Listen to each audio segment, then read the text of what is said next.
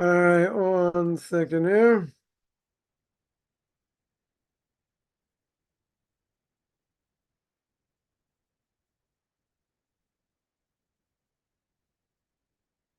All right.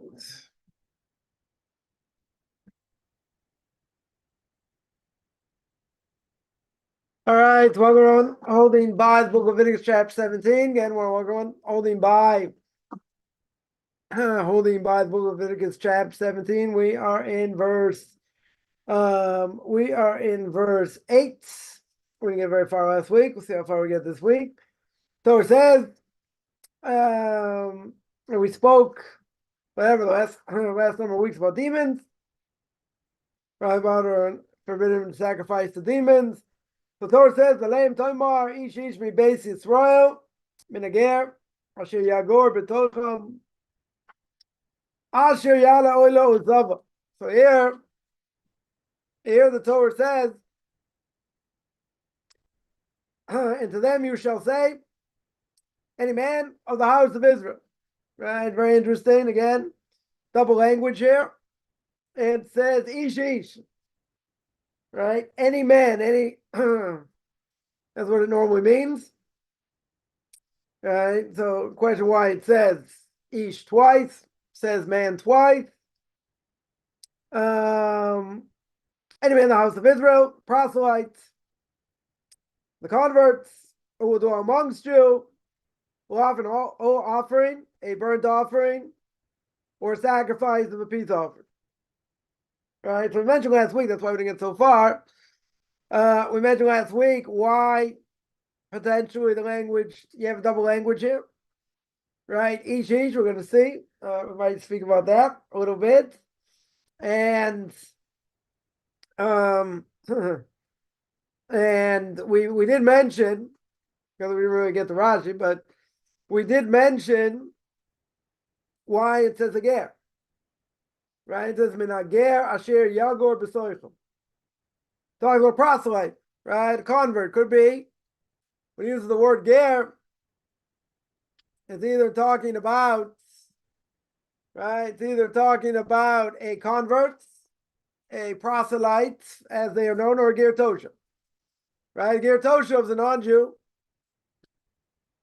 A non-Jew lives amongst Jewish people, right? Where in the land of Israel, where they have to be supported, they have to be taken care of, right? If need be. So who's considered ger tosha? Ger tosha of any non-Jew basically denies idolatry and holds by no idol. Right? So how do you know? How do you know if it's talking about a convert or a ger tosha? All right, context. Right, you got to see in the context. Right, but it is interesting. We mentioned last week, and we're gonna if we hit the next verse, we'll see more, and that is that if convert's a Jew, and this is a command to a Jew, why single out a convert? Why does it say a convert who lives among you? Well, if he's a Jew, he's a Jew. They don't necessarily need to tell me that. So the question, what you learn out from that. So a lot of times when Torah says ish, right? It says translated here, any man of the house of Israel, right? Any man who's coming to exclude women, right? Coming to exclude women, could be coming to exclude someone we don't know if it's male or female, right? We're going androgynous or tumtum, right? They have some characteristics of a male or maybe of a female, but we're not sure, right? We're not sure exactly what they are. Today it's probably much less problematic because today we know. Today at least, we should know one way or the other whether either male or female, right? We'll keep this clean over here. So basically, what do I have over here? That I have the word ishish. So again, it means any man in the house of Israel. Now, why does he use double language? Right? So it could be it's coming to exclude women, it's coming to exclude others. Right? The rabbi is going to teach us. So there are times you use double language. So some people say, "Oh, it's emphasis." Yeah, maybe. Right? But we're going to see. Not always for emphasis. Right? It could very well be you're coming to exclude something, right? As we're going to see. So it comes on Rashi, right? And Rashi says, what does it mean? Someone's got an offering, a burnt offering. Rashi says, what does the verse tell me? That one who burns the limbs or organs of an offering outside the grounds of the Beis Hamikdash, liable to punishment. Like one who slaughters an offering outside the grounds of the Beis Hamikdash, what's coming to teach us that if a person slaughtered and the cell offered up the limbs and the organs, let's say one person did one thing, someone else did the other by offering up the limbs and organs, both of them are held liable. Both are going to be held liable. What's going on here? First of all, Raj is explaining that offerings that we saw before have to be offered in the right place, right? They have to be given in a certain place. If they're given in a place you're not supposed to, serious punishment. We'll see by the next verse, right? Someone who does such a thing, he's cut off, right? He gets spiritually cut off from the Jewish people. So the Torah makes clear where offering should be, where offering should be given. And if you don't give it the right place, right? If you're a Kohen and you're bringing these offerings, you got to give it the right place. If you don't give it the right place, you get cut off, right? We'll see what that means. See what that means in the next verse. The one thing is, in this case, what's an old offering? It's a burnt offering, right? You burn the limbs, you burn the organs, right? It's brought down that what does it correspond to? Bad thoughts. That's why you would bring this offering, right? That's why you would bring this offering. But if you brought it outside the grounds of the Beis Hamikdash, you get punished. The Torah is very clear where they have to be brought and how they have to be brought, right? And what's done, so to speak. But you can't bring it in the wrong place. You can't say, well, it's a thought that counts. No. There's a direct command where you're supposed to bring it. Because there's a direct command, you can't bring it wherever you want. You got to bring it where the Torah says. That's what you got to do. The punishment could be severe, right? I'm not even going to go into this, but the idea is very simple. It's not about you got these people that are cardiac Jews. Good in my heart. I don't care what's in your heart or not. It's not about the thought that counts in general, right? Even though you could get punished by your thoughts, but you can also get credit for doing things, or what they better, for wanting to do things, even though you didn't actually do it. You can get credit, 100%. You can get credit. So it's not about what I think. Nobody cares what any of us thinks in the Torah. Nobody cares. Torah state, this is what you got to do. This is what your obligation is. And you got to keep it to the best of your ability. That's what you got to do. Right? That's exactly what you got to do. So first of all, person sacrificing, the sacrifice has to be in the right place. Cannot be outside of the Beis Hamikdash. Cannot be outside of the temple. Now, and if you do, sorry, let's say better. So if you do, what happens?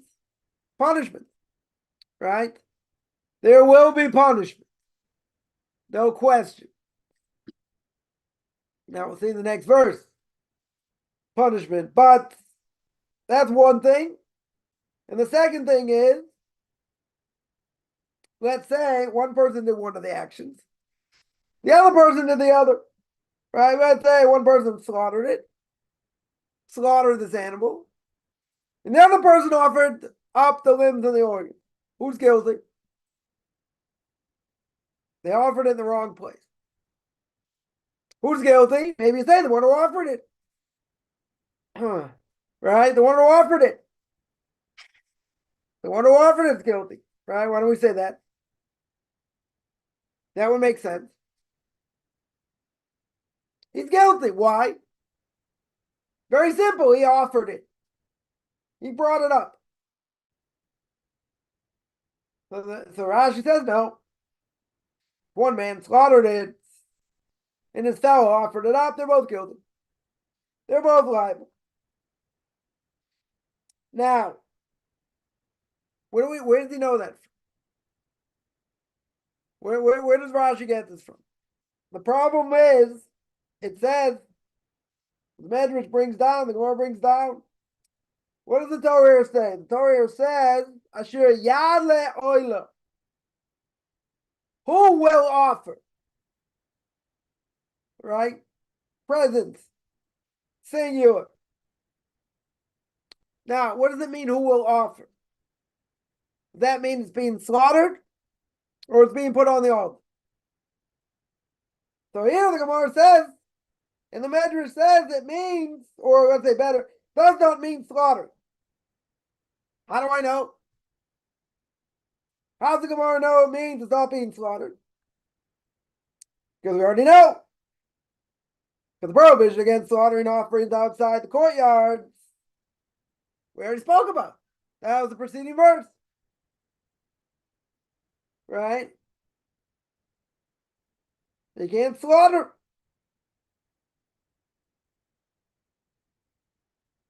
Right? You have to slaughter it in the right place. I already know. So it can't be going on that. So it must refer to what? Offering the limbs and the organs on the altar. Because I can't assume it's going on a prohibition against slaughtering outside the courtyard. Why? It's already told me. Torah's not going to tell me something twice unless there's something it needs to tell me. Right? It's not normally going to tell me the same thing twice. I already know it. So what's it coming to teach you? So the Gemara says, talking about putting up the limbs, putting up the organs. Now, Rashi goes so far to say that this prohibition extends even to what? Even offerings disqualified being slaughtered outside the courtyard. Right? In other words, if I have a disqualified offering, can't bring it even outside the courtyard. So here, maybe you would have thought, you're talking about an offering, it's not yet valid. Right? Wouldn't be valid.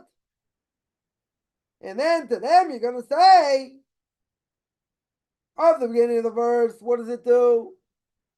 It links the verse to the subject of the slaughtering outside the courtyard, which the preceding verses dealt with. What are we talking about here?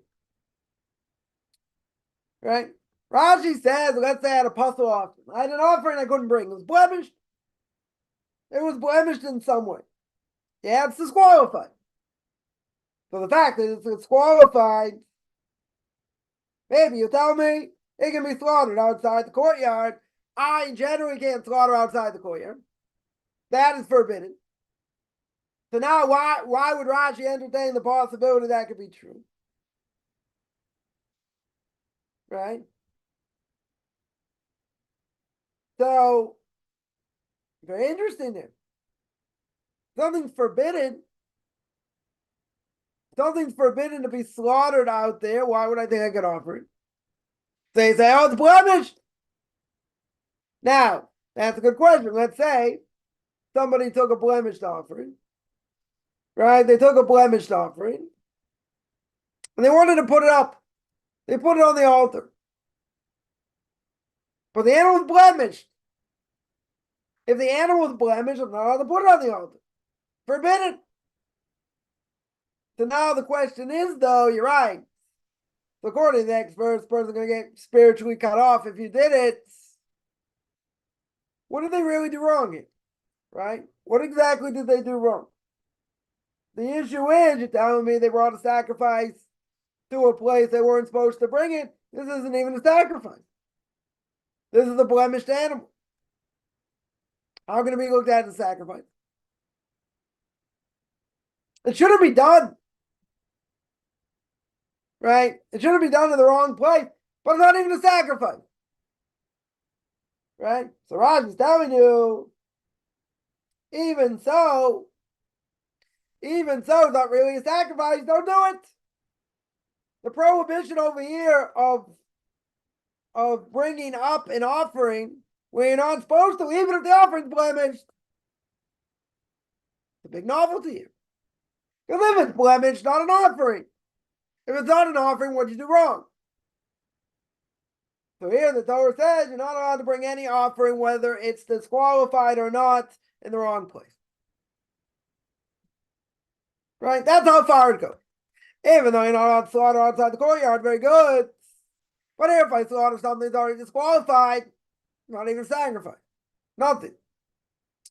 Right? So Rashi learned, still not allowed to do that.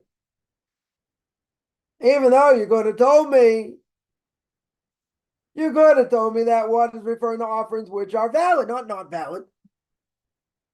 Right? Being not valid, the big chiddush, big novelty. Because if it's something that's valid, I can't bring it there. All the more so, if it's invalid, I can't bring it there. Yeah, but he's telling you if it's blemish, if it's invalid, I can't bring it. I'm not allowed to bring it. So we understand, the beginning of the verse, it says,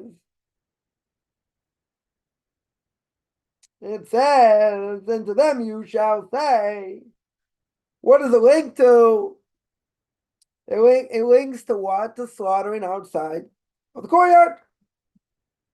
And that is which what the Torah dealt with before.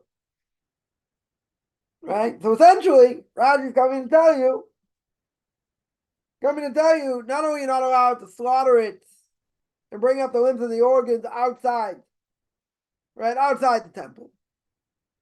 That's even if it was something that you could slaughter. That was good to bring up. Right? Still forbidden. All the more so, I would say. That it goes so far to say that this prohibition goes to even offerings that's disqualified.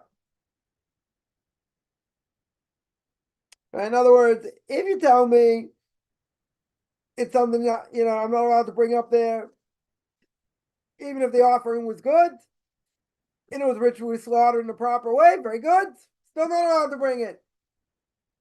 And if the animal dies by heart attack or gets disqualified for whatever reason, also it should be good. Right? But he's telling you that's a novelty. Because I would think an animal is not properly ritually slaughtered, it's not a sacrifice. Yeah. Right? It's not a question, you took it, you brought it to the wrong place. Yeah. The problem is it's not a sacrifice. So what'd you do wrong? So you tell me you didn't really do anything wrong. What's the answer? So Rashi says no. Even if that animal is disqualified for whatever reason, very good. Disqualified. You can't bring it up. Right? So explains Rashi over here. Now comes along the Or Chaim HaKadosh. The Or Chaim HaKadosh, first of all, says, I got a mixture of things here. I got things that were said before, right? Previous verse. Tell me I'm not allowed to slaughter there. Right? So coming to teach you also, if I slaughter outside, also forbidden. It's also liable. Yeah, because if you slaughter it in the right place, but you brought it out, or vice versa, it's still forbidden. Right? Still forbidden. That's how the Gemara comes out. Right? Again, even if it's a kosher slaughter.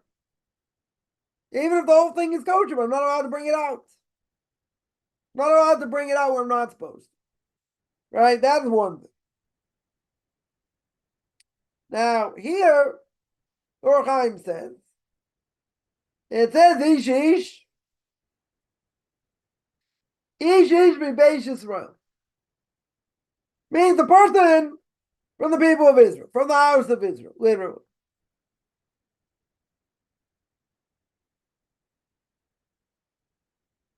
The fact that it says Ish, it says the man, right, from the house of Israel, There are a few things I learn over here. One is I got two people, each. That's to tell you two that bring it up, it's going to be forbidden. Right? In other words, one person slaughtered it, he brought it up. Makes sense. He's the one that brought it up. What about two people brought it up? Do I say two people brought up, only one's guilty, the other one isn't? Or do I say both? Right? So comes on the Orchai Makadosh over here and he says, they're both guilty. Right? They brought him up. Raji was coming to teach you a little bit different. Raji's coming to teach you what? One slaughtered it, the other one brought it up. But he slaughtered it in the wrong place. So if he slaughtered it in the wrong place, and the other person brought it up, they're both guilty. Right? They're both guilty over here, Rashi says. Now, comes on the Orchai Makadosh and he says, okay. But the Torah says, Ishish mi beis Yisrael. A person from the house of Israel. Who's that coming to exclude? Very simple deduction.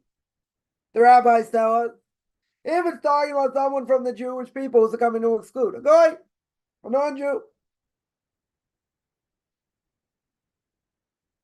Right? Or, let's say better.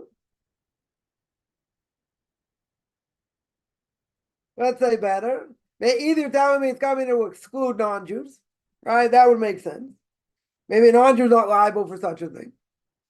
Or you tell me no. Or you tell me it's coming to include. Let's say a non-Jew wanted to bring, a sacrifice for a vow we made.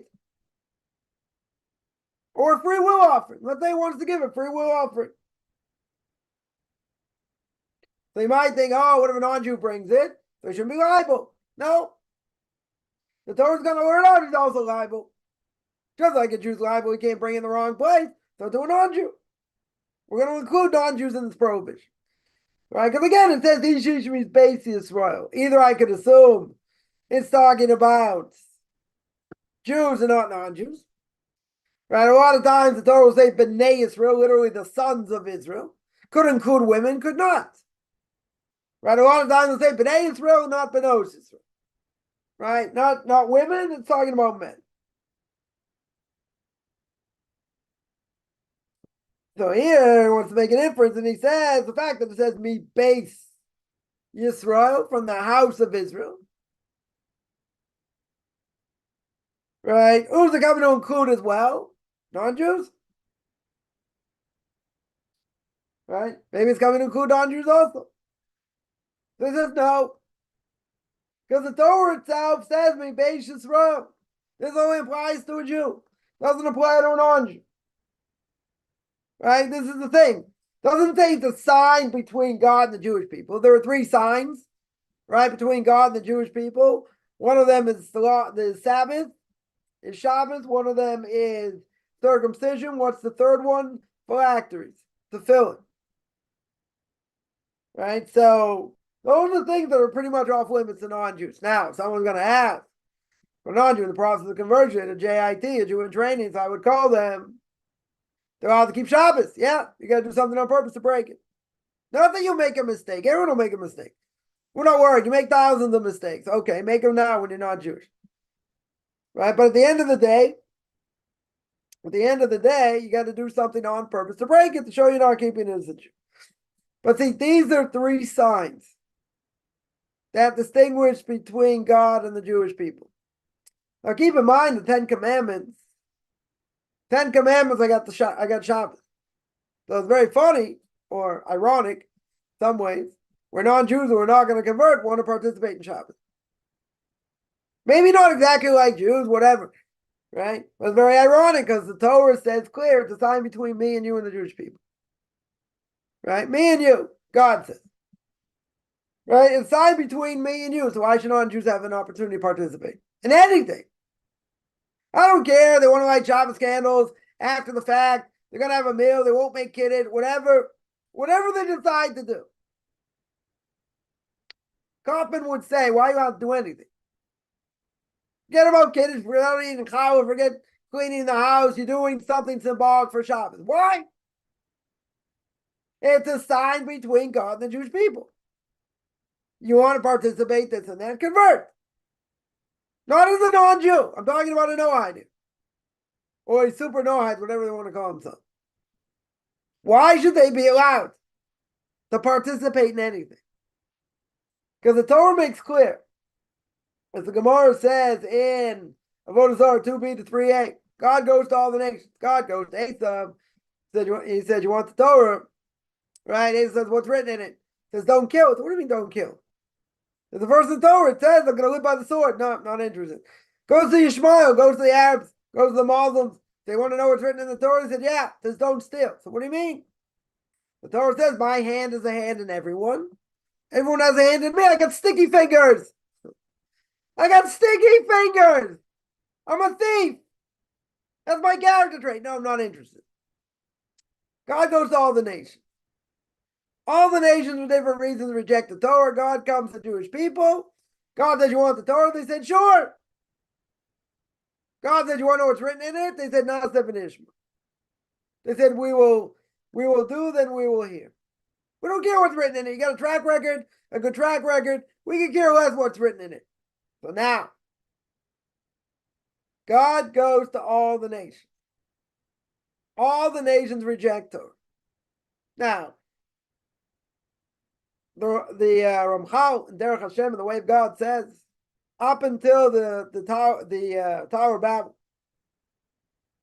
anybody could have joined the Jewish people. But God had mercy. God allowed non-Jews to join the Jewish people even right before the giving of the Torah Mount Sinai. After giving the Torah Mount Sinai, they can't join. They have to go through conversion. There are things that are, and again, we've spoken about this more in depth, but I want to point out there are things that are off limits to non-Jews. Now, some of the problems of conversion, very good.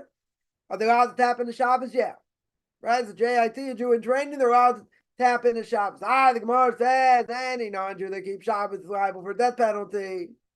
So if they do something on purpose to break it, very good. They won't be liable for death penalty. Now people will say, some of these super Noahites will say, I can participate, why not? What's the problem? I'm not doing it like a Jew. I won't do it like a Jew. I'll take some aspects of it. Once a non-Jew starts saying, I'm not going to drive on Shabbos. Yeah. I'm not going to do certain forbidden categories on Shabbos. That's a problem. Not for a JIT. I'm talking about a Noahide. That is a problem. That's called making up a new religion. That's called Chidushei Das. This is a serious problem. Yeah. It's a big problem. Because, again, I would ask a very fundamental, simple question. And my simple question is that the Torah says one of the signs, again, it's explicit in the Torah. There's no oral law here. All the Karaites be patting me on the back. Yeah, liking all my videos. Yeah.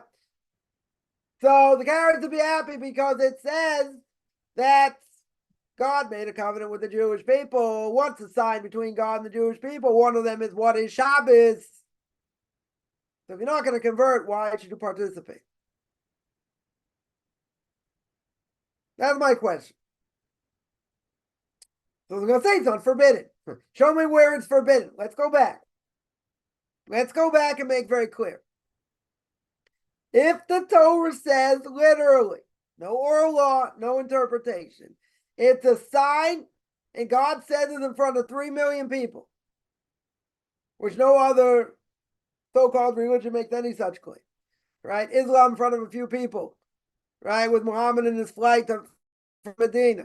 JC did all his miracles in front of how many people? A few people. Torah's only so-called religion, 3 million people. No one's ever replicated it. No one's ever duplicated it. Never happened.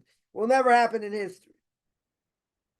Now, if that's true, and God says to the Jewish people, as Moses is recording, right? God says that there's a sign between me and the Jewish people. It's called Shabbos. And he did that as one of the 10 commandments. From where do I know? Where should a non-Jew have any right whatsoever? If you're not going to convert, again, If you're only going to stay a non-Jew and not convert, why should they be allowed to tap in at all? They should not be allowed. You rejected the Torah. Okay, that's already oral law. We won't even get into oral law, right? That's what I said. We won't get into oral law. It's a sign between God and the Jewish people. Now, they're not saying we've been rejected, like the Christians or the Muslims. God changed his mind and all that. That is in the books. That's in the books. That's a sign between God and the Jewish people. So I would ask a very simple question. And that is, if you're not going to convert, why are you allowed to tap into it at all? I'm talking about getting dressed up, having a nice meal, whatever it is. All the more so saying one of the categories I'm not going to do, or a few of the categories, the 39 categories I'm not going to do. Why? What right? What right do you have to do that? The Rambam says very clear, that's called Chidushei Das. That's making up a new religion. Right? That's very clear. I'm talking about from a practical and logical standpoint. Someone's going to say, but I want to tap in. I want to have that ability to tap in. So convert. I don't want to convert. Like someone once told me, I want to eat shrimp. Okay? You can eat shrimp. Not a problem. We don't need you anyway. So stay in on Jew. Okay. But where do they have the right, the chutzpah to say, I want to tap in also? Who are you? Forget about your great-great-great-great-grandparents rejecting the Torah. That's not even the point. You say, oh, oral law. Forget about oral law. You don't have a right to tap in. God said it's a sign between me and the Jewish people. There are only 3 of them. That's one of them. Circumcision, another thing. Okay, not doing it for the sake of religion. Per se. Yeah, it's always a disagreement between doctors every number of years whether circumcision is good against cancer, it's not good against cancer. Whatever it is. But if you're doing it to be somewhat like a Jew, I want to be like them, so we're going to be circumcised, for goodness sakes. We have a right. Why do people think I have a right to do it? Shabbat is a better example. I think Shabbat is a better example. Yeah. Because you're going to say, a person will say, well, Friday and Saturday, we don't hold by Sunday, right? It's a day of rest, right? Hold by what the Torah says, the day of rest. Very good. So do whatever you want. Who says you should be allowed to tap in? You should not be allowed to tap in at any level. If I'm playing God, put on my funny George Burns glasses, my funny mustache, right? I wipe everybody out. Good thing I'm not God. I wipe everybody out. I said, what are you kidding? You want to tap into something you're not allowed to tap into. Forget about you rejected it or not. God says it's a sign between me and the Jewish people. Why should a non-Jew have any say whatsoever that they should participate? Why? Either you want to stay a non-Jew, you want to keep the Noahide laws, very good. You want to convert, okay. They're going to take on a lot more obligation, very good. But who says you have a right to tap in? It's one of the 10 Commandments, more significant maybe than other mitzvahs, in the Torah. Well, that's one of the 10 Commandments. You have a right to tap in? Who says? Why in the world did you have a right? If you're not going to convert. Because if you're going to convert, okay, you got to do something on purpose to break it. Makes sense. Can't keep it like a Jew. But the fact that you have an ability to tap in, why? I think it's the ultimate chutzpah. Take what's given to you. You don't want to convert, you don't have to convert, that's fine. We're not looking for converts, we're not interested in converts. Anyone who wants to, anyone interested, anything happens, you can all drop dead. Doesn't matter, we're not looking for converts, no offense. We're not looking for converts at all. You want to come, you want to tap in, you tap in the right way. You don't make it up as you go along. You don't say, oh, some rabbis will say, non-Jews aren't allowed to keep Shabbos. Wink, wink, wink, wink. Yeah, we hold it's forbidden. We hold if you go against, and you say that I'm going to keep some of the categories that Jews keep. Yeah, that's called Chidushei Das, according to the Rambam. That's called making up a new religion. Wink, wink, wink. It's forbidden. You're not allowed to make up a new religion. Any religion. Islam, Hinduism, Buddhism. Forget they're all false religions. That's also true. I'm not here to disprove them. That's not the point. The point is you go against Moses, you're making up a new religion. Making up a new religion is called Chidushei Das. That is forbidden for non-Jews. Statement foolish of the Rambam. Says Maimonides clear. You can't make up a new religion. So if that's going to be the case, as a non-Jew, why should you be allowed to tap in at all if you're not going to convert? That's what I would say to any Noahide. You don't straddle the line. You don't go outside your own boundary.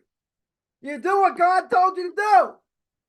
And one of the 10 commandments is, it's a sign between me and you. Me and the Jewish people, God says. That means anyone else has a right to tap in? Come on, what do the words mean? Come on, you super Noahides out there. Come on, I want to see, what do the words mean? It means you're not allowed to tap in. That's it. Simple explanation. You don't have a right to tap in.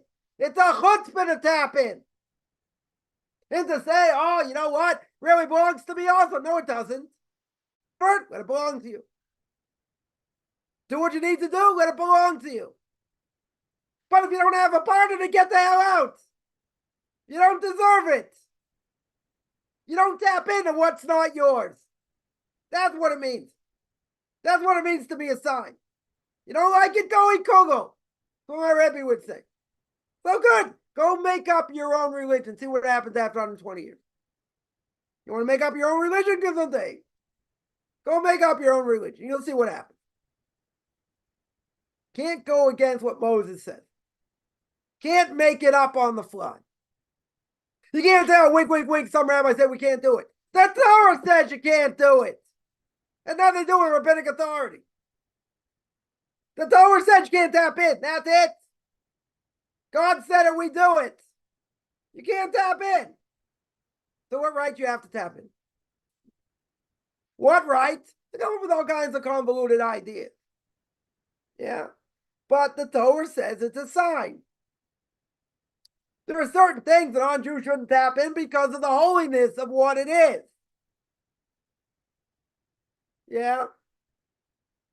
Filling is one of them. Now, not everyone says it's outright forbidden. Some of the commentaries say it's fitting to be stringent. But they make clear. There are certain things that are so holy, you should not forget about touching them. Touching them much less of an issue. Wearing them is an issue. That's even worse. One thing you're doing things for the sake of Shabbos, this, that. It's another thing you're putting on something that does not belong to you. That has, so much holiness it could probably kill you in the process. Regardless of what you feel or what you don't feel, that's not even the topic here. Not even going to address it. Yeah? A non-Jew should not tap into that at all. At all. Till after conversion. You got to learn how to put the filling on. Very good. Right before conversion, you learn how to put them on. They won't have any scrolls in them. But again, what's Kaufman's law over here? Kaufman's law is you do it right or you don't do it. The repercussions be catastrophic. Catastrophic. And people think, I want to be close to God. I want to do the right thing. Yeah. There are laws for non-Jews that apply to non-Jews. Non-Jews can tap into. Very good. There are other things that are off limits. It's like saying, I heard a great rabbi once say, if I put in my book, look over there, what I said, no one's going to look. If I say, whatever you do, don't look, everyone's going to open it up. Everyone's going to want to see. Right? One of the questions comes up all the time. We're in Gemara. Non-Jews want to tap in. Gemara is the base. It's commentary on the Torah. It's the base of everything we do.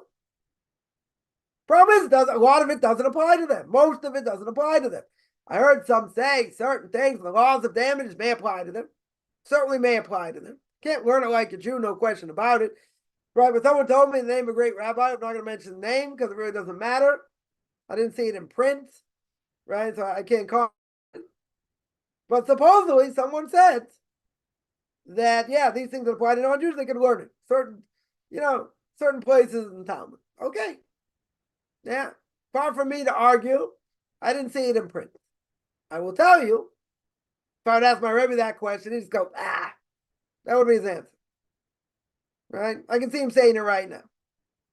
Right? He'd shake his head and that would be his answer.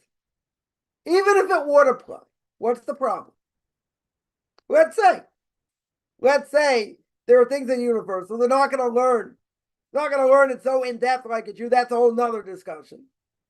Right? We're not really going to have. But let's say these things apply to a non-Jew. Okay. Let's say. Now you're going to say, we're going to be so stringent. We're going to say, nope, they can't tap in. You're not going to let them tap in. What are you afraid of? It's not a question of being afraid of anything. What's the issue, though? The issue is, if you want to say it's permissible, let's say, that's going to open up a whole Pandora's box. Then once they learn this, they want to learn other things. And then it doesn't stop. Then there's no boundaries. That's the problem. Right? Because even if you tell me it's permissible, it ain't going to stop this. Oh, why can't I learn a little bit more of this? Why can't I learn it more in depth? Yeah. So what person needs the background? See, I get this question a lot. People will say, I'll take questions shortly. People will say, by the Noahide laws, yeah, there are only 7 laws. And most people want to convert will say, I don't want 10%, I want 100%. Okay. Right? I don't know if I have an issue with that. The mistake people make, and I think it's a fundamental mistake. I think it's a fundamental mistake. And people will say there's nothing for us to do. Right? There's very little ritual. True? That I would agree. There is, there are no places for us to go. There are no communities. I'd also agree. Right? There aren't so many. Working on that, but there aren't so many. Okay. Even if that's all true. Right? Even if that's all true, people look at it and say, come on, there are only 7 laws. Well, there are only 50. Maybe 60 laws. They give a whole course on them. More than 60 classes, almost 70 classes. Yeah, what applies, what they can tap into, what they're not allowed to tap into, and how it all works. I'm not even talking about that. That a person go through, I don't know, maybe take a few days, POD on it, right? You listen to everything, 60 hours, 70 hours. Yeah, do it over a week, not a problem. You say, okay, I learned that, now what? I learned it more in depth. Now I have a better understanding. Okay. You think what, that's it? That's all there is to learn? There are a million things to learn. Keep people busy. Most of you could learn. Your philosophy, you could learn. Tanakh, for sure, you could learn. But what's the problem? What's always the problem? Always the problem is people say, but I want this. And I want to learn that, which is forbidden. Yeah, they want something that they can't have. So when you want something that you can't have, it's much sweeter. Much, much sweeter. It's much more temptation. Much greater temptation. Yeah. If it's something you're not interested in, doesn't matter. So you won't be tempted by it. Okay. You won't be tempted by it. Same time. Everyone else can learn it. Jews can learn it. Why can't I learn it? So I had somebody many years ago with a woman, whatever, converted, and she goes to the application, and she said, well, I go to a daf yomi shir. I go to a class, in the Talmud, which is forbidden for women, for different reasons. She says, Rabbi, I'm not a feminist. Very good, intellectual pursuit and whatever. Has nothing to do with being a feminist. Okay, most women want to learn Gemara are feminists. But okay, let's say I take her at face value. That's not the case. Okay. Now the Gemara makes very, very clear. A woman is never going to find her fulfillment in that. Doesn't mean there's not intellectual capability. We're not talking about that. Women can have greater intellectual capability than men. True. People are going to say, divorce, yeah. People can ask her all kinds of questions in a modest way, yeah. It's like 1 in a million. Right? People asking the what do you want to call it? The exception. The exception, not the rule. But the Gemara states explicitly, this is where a woman is not going to find her fulfillment. It's not going to help her. Just the opposite. Yeah. So I asked her. Yeah, I said, this is what the Gemara says. Now I would ask you the question, if that's what the Gemara says, why do you want to learn it?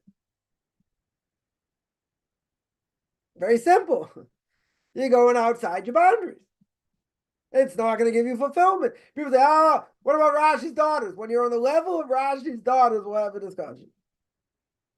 If you can barely read Hebrew, you don't know how to pray, you don't know, your olive from your bays when it comes to blessings, kashrus, and other things. What are you telling me about Rashi's daughters?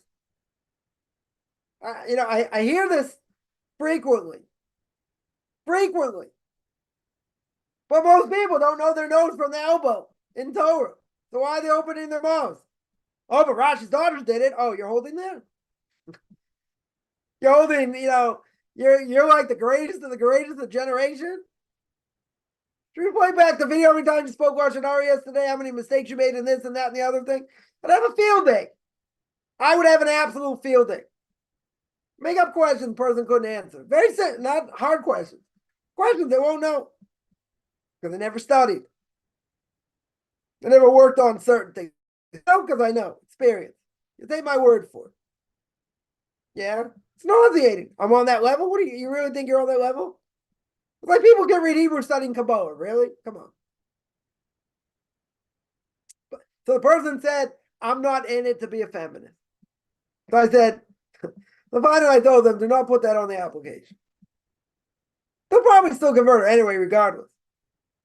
Right? Even if she goes to a Daf Yomi Shira Shorn's Gemara. Okay. Probably worse things to do. But the rabbis understood the psyche of man. Right? They understood what's good for us, what's bad for us. Even if we don't think so. Even if we think, we're much more sophisticated, this, that. They knew exactly what they were talking about. Exactly what they were talking about. Right? So that's obvious. That's the obvious question of a bunch of feminists. Yeah? And that would be the Gemara says, it's not good for you to do it, so why do it? Oh, I pick and choose what Gemara I learn. I don't like that one. Or I don't like this one that says other things. Yeah? There's reason.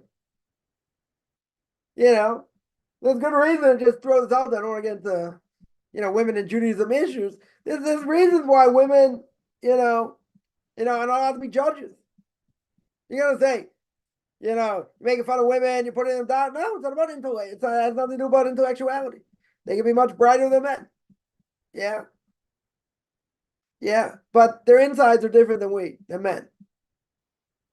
Right. I'll give an example. Someone's guilty. Across the board, someone's guilty for stealing. Stole money. Yeah. So in the time you had a temple and all that, they would have to be a slave. Right? They have to get rehabilitated. They have to live with the family and you have to treat them properly and all this. Right? So for a guy, it's an open and shut case. He's guilty. He's guilty. This is what he's guilty. He's got to pay it back, whatever it is. A woman, could also say, you have to understand, they were starving. They had no food. This family's not going to miss the money.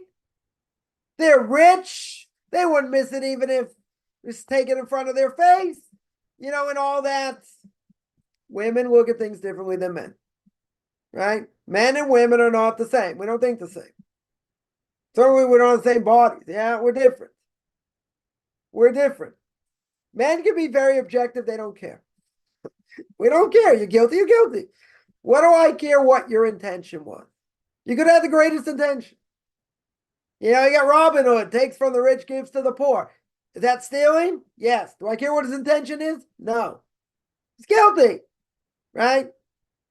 No offense to all you Robin Hood lovers out there. He's guilty. He's a thief. Sophisticated thief. Helping others with the money, not keeping it for himself. Okay.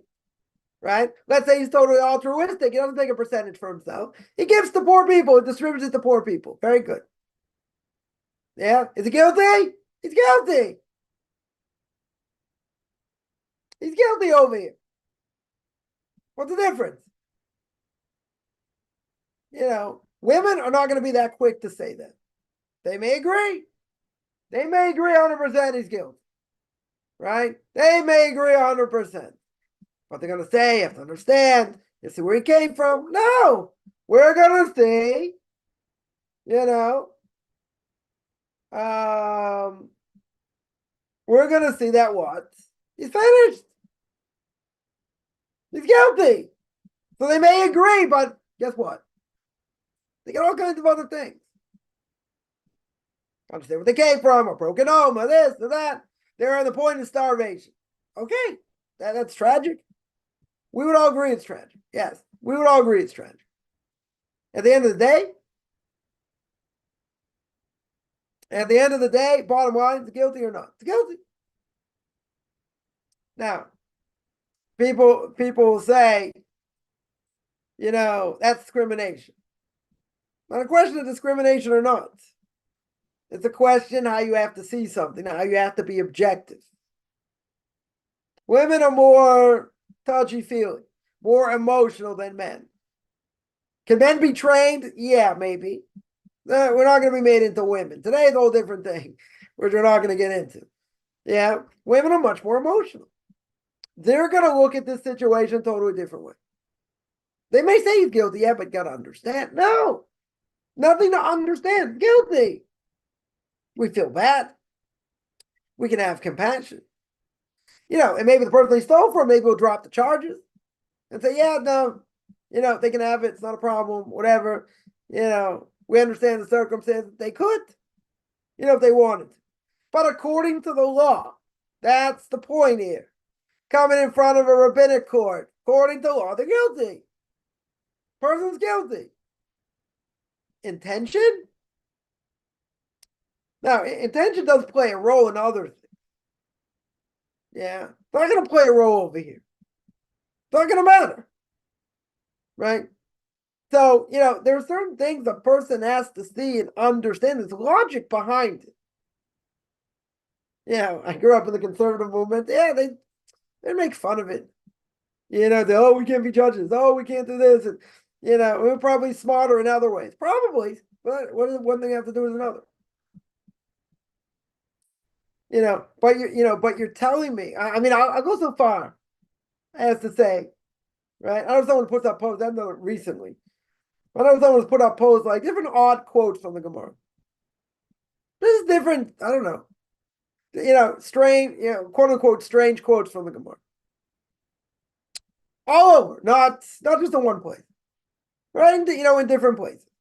Just to point out, like, I'm not exactly sure. See how strange it is. What they meant. I don't know. Whatever it is. So I'm going to tell you, when someone does that and they put it out there, what are they doing? What essentially are they doing? They're making fun of the rabbis. That's what they're doing. They're scoffing and say, oh, if you do this, you do that. You make this potion or whatever. And they make it look really strange. Very, very strange. Yeah? So every time I see that, I want to comment, but they're not going to listen anyway. It's a waste of time. But what are they doing? They're making fun. For sure they're making fun. Yeah. So I would say, okay, you think, we want to keep them backwards and, barefoot and pregnant in the kitchen and all this and all that. And that's our goal. And they're making fun of it. Right. And say, no, we have a right this and that. So again, why are you quoting these things? To show what? So you want to make fun of it to a certain extent. Very good. So then why do you want to learn it? Why in the world do you want to learn it? It's a catch-22. You know, if you tell me you're on the up and up and you know the laws of Shabbos backwards and forwards, you know the laws of family purity laws backwards and forwards, kashrus because you're not have to run a kitchen. You know those backwards and forwards. Yeah, in and out, you know these laws. Okay, we'll have a discussion. I'm open to a discussion. Nothing's gonna go that far. I'd be willing to hear a discussion. Yeah, sorry, to have a discussion. It's not gonna go that far. Because they're not holding by any of them. Laws of Shabbos, they don't know well for sure. Family purity laws, I don't even know if they keep. If they really keep at all. Right? And kashrus, I wouldn't trust a thing in their kitchen. Right? Give one example.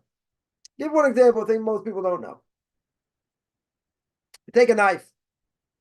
Say I had a knife, and I cut an onion. And I cut an onion on let's say it's a meat knife. Yeah. Even if the knife was not used within 24 hours, right? The taste of the meat is stale in the knife. Right? Let's just say it's an axiomatic principle of kashrus. Right? If a pot, a pan, a knife, a spoon, whatever it is, hasn't been used within 24 hours, does not have the strength of the taste of what it was. Yeah, that taste is stale. But okay, let's say I got a knife. So I got a knife now, and I cut something sharp. Right? Let's say in Boston, it's wicked sharp. Right? I cut something sharp. Right? With my knife. I got two things going on here. I got pressure of the knife. I'm pressing down. Right? And I have the sharpness of the taste. So now I got sharpness of taste. What does that do to my meat knife right now? Even though you tell me we just said an axiomatic principle is what? That even if it wasn't used in 24 hours, that onion now revitalizes that knife. That is pure meat taste in that knife. Right? So now I got meat taste in that knife that went into my onion or revitalized from the onion. That onion I am not allowed to cook with dairy. That onion is not allowed to cook with dairy. If I cook it with dairy, it's a proper mixture of milk and meat. Even if that pot wasn't used within 24 hours. That dairy pot. Why? Because this has pure meat taste now. Right? It's not just, right? It's not just it's stale. The fact is, even if knife wasn't used within 24 hours, I hit it with a knife. I put pressure on the knife. The knife is sharp. Sorry, the knife is sharp, hopefully. The the onion is sharp. If the onion is sharp, it revitalizes the knife. That means that onion is now meat. I cannot eat it with dairy. Guaranteed. Right? We nether without a vow over here, but pretty much guaranteed. You ask any reform or conservative Jew, they have no idea that law. Even conservative Jews, they have no idea the laws of kashrus that apply. Now, what would that mean? So how many times did somebody use a knife? Let's say a dairy knife, doesn't matter. You use the dairy knife to cut an onion. Dairy knife not used within 24 hours. That onion is forbidden in a meat pot. To be eaten with meat, totally forbidden. How many people know that? In the conservative movement, guaranteed nobody. Very few people. Very few people. I know people I grew up with, guarantee they didn't know this. Why? Because they don't learn the law. Nobody learns the law the way they should. I'm not going to say, there are some traditional conservative rabbis out there, whatever. Maybe we'll teach some of this stuff. Maybe. Vast majority, not a clue. Not a clue. So what's the point? The point is, you can't trust what they do. How can you trust somebody when somebody does? They don't learn the laws. Impossible. Can't trust them.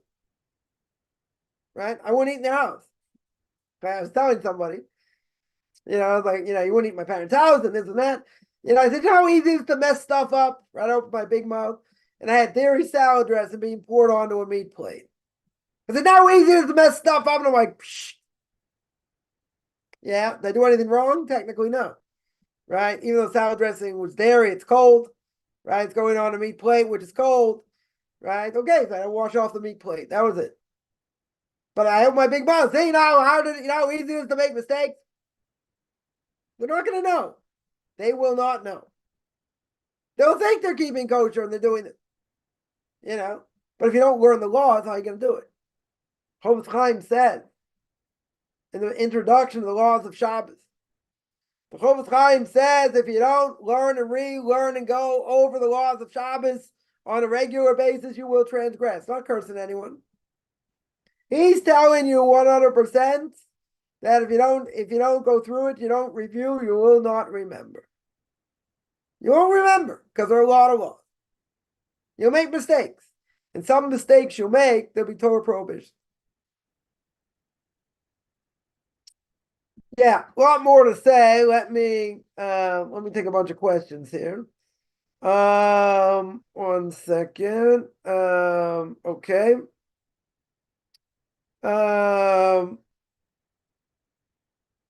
Someone mentioned I spoke about what do you call it? Slaughtering in the wrong place. Almost happened to Gad and Reuben. George was let sacrifice and prohibited place. Yeah. Again, this whole thing, teaches you, as the Torah says, were you allowed to sacrifice or not? We'll see from the next verse, you get spiritually cut off. I don't think we're going to get there today. We'll see. Somebody asked, can the sin offering be invalid because of insincerity? Some say that in general we say mitzvahs ain't tzrichas kavon. Mitzvahs don't need intention. Now, really, we should say that, that if you didn't have proper intention, so good. Now, you have to have minimal intention, right? Let's say, for example, you say the Shema. The most important thing you're saying, is the first line. The rest of the Shema is also important, but if I say Shema Yisrael Hashem Elokeinu Hashem Echad, hear, O Israel, the Lord our God, the Lord is one. And I don't think, God is past, present, future. God is one. He's only one. That's minimal intention I have to have. If my mind's spaced out, even when I said that, I got to go back and say it again. The other two paragraphs, if I didn't have intention, my mind was wandering, I still fulfill my obligation. By the Shemona Esrei, by the first 3 paragraphs, till you get to the paragraph of the shield of Abraham. Yeah, that blessed it. If I get to that point, I didn't have intention. My mind wandered. I was thinking about other things. I got to go back again. I got to go back and say it again. Minimal intention is understanding what I'm saying. Yeah, at least understanding what I'm doing. So here, if a person brought a sin offering, that's the question. A person brought a sin offering. What was their intention? To atone for sin, right? That was their intention. Now, what if you do it for the sake of the offering also? You get a C minus. Maybe I would say you get a D plus. Right? There are different levels here. First of all, you had to bring the sacrifice. Did you bring the sacrifice? You brought the sacrifice. Now, if you had negative intention, that's worse. If you say, I have no intention to repent, this, that, okay, that nullifies the whole thing. If you didn't do a proper repentance, but you brought the sacrifice, okay, repentance, you get a D minus. You brought the sacrifice, you get credit. So for one thing, you get more credit. For one thing, you get less credit. Doesn't mean you didn't do it. Right? Even if you had less sincerity, okay. If you had negative intention, different ballgame. Different ballgame. Negative intention means you nullify the whole thing. That's what it means. That's negative intention. But even if I didn't have negative intention, but I just didn't do it properly, I didn't have the greatest intention. Did I fulfill my obligation? Sure. What happens? Let's say you get the most kosher matzah. You eat the matzah on Passover. Chomp, chomp, chomp, chomp, chomp. You're thinking about the freedom, what matzah represents, this and that. What if, as you're chomping away, you're thinking, oh, it's going to kill my stomach. Oh, this is going to do other things. Did I fulfill my obligation of eating matzah? Yeah. You fulfilled your obligation. You ate it. Now, did I have the greatest intention? No. What if you had negative intention? Negative intention is a different thing.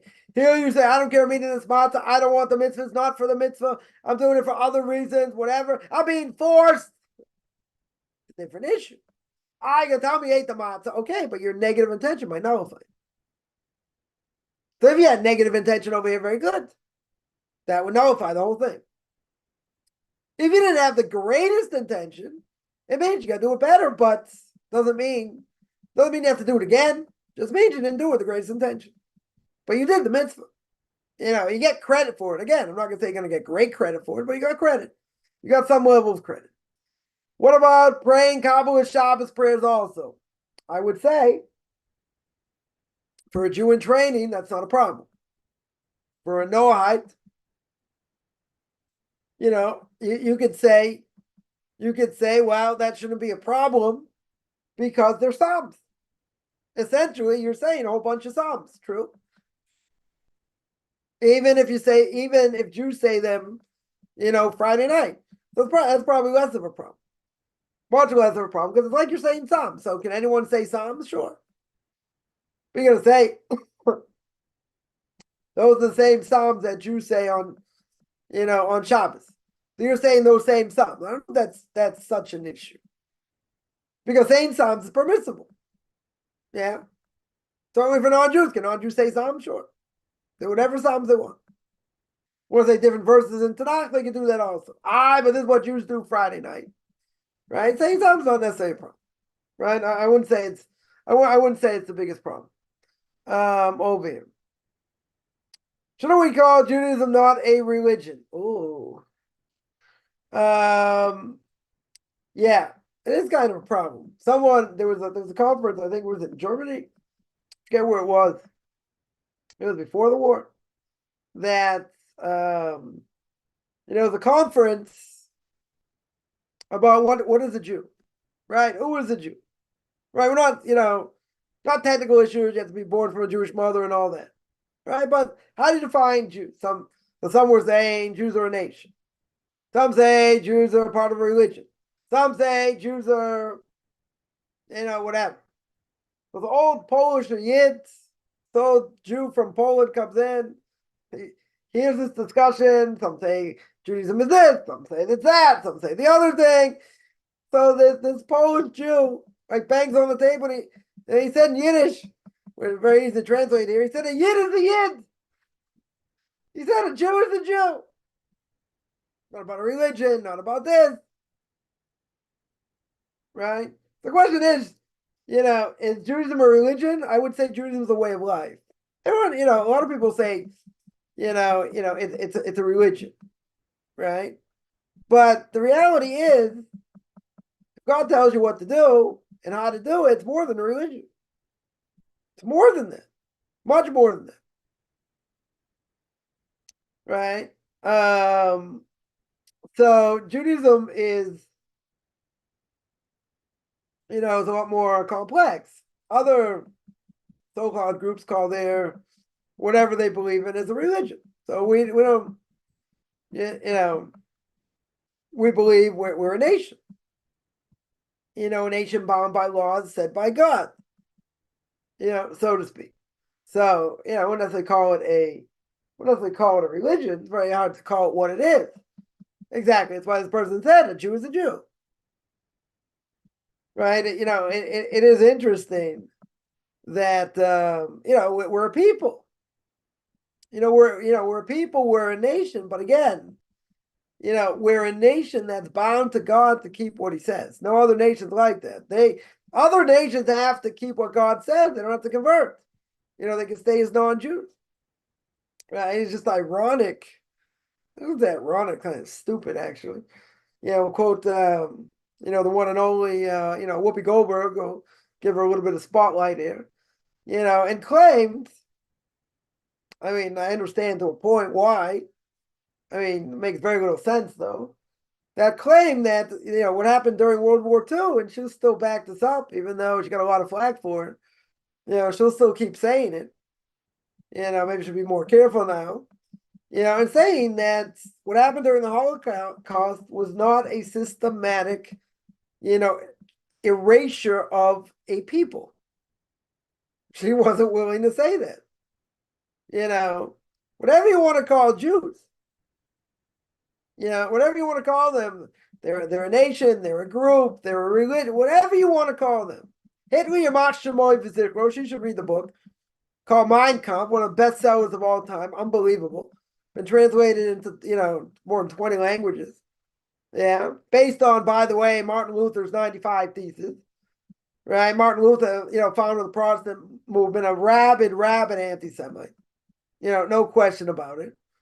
And he made clear what he was going to do. Wipe out a whole group of people.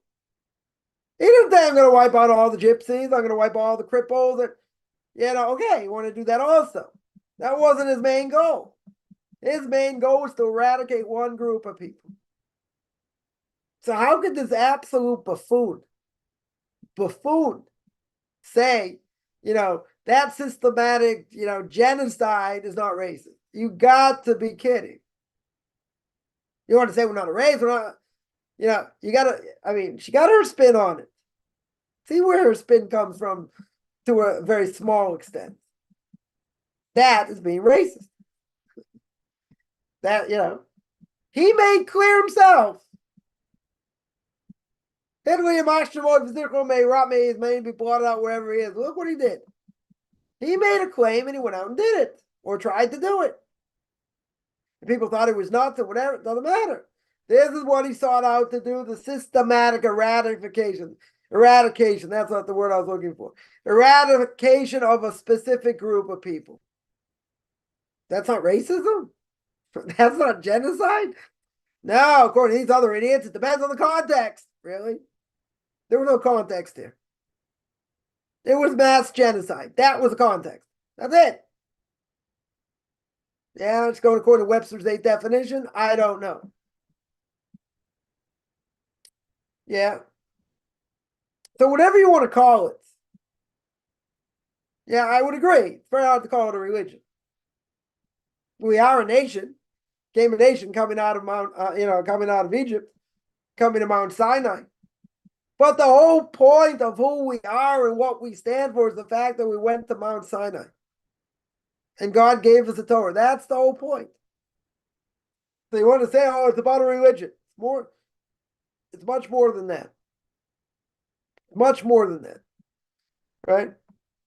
And these other things they call religion, these people are nuts. What can we say? People think they can do certain things, made up along the way, got the Christians 200 years later, made him into who he was, and all that, whether he existed or not, is a whole nother discussion. They're all false religions. That's true. And Judaism, God forbid, would also be false if you found a flaw. We mentioned many times, all these other religions, you find a flaw, a very easy flaw. Many flaws. So if you find many flaws, it can't be true, period. It can never be true. So I would agree. You can't call it a religion. So it's a very good question what you do call it. You say, well, the Jews are a nation. They're a people. Yeah, we're a people, though, and a nation bound by what God says. The other nations also, they have to get to know laws. Very good.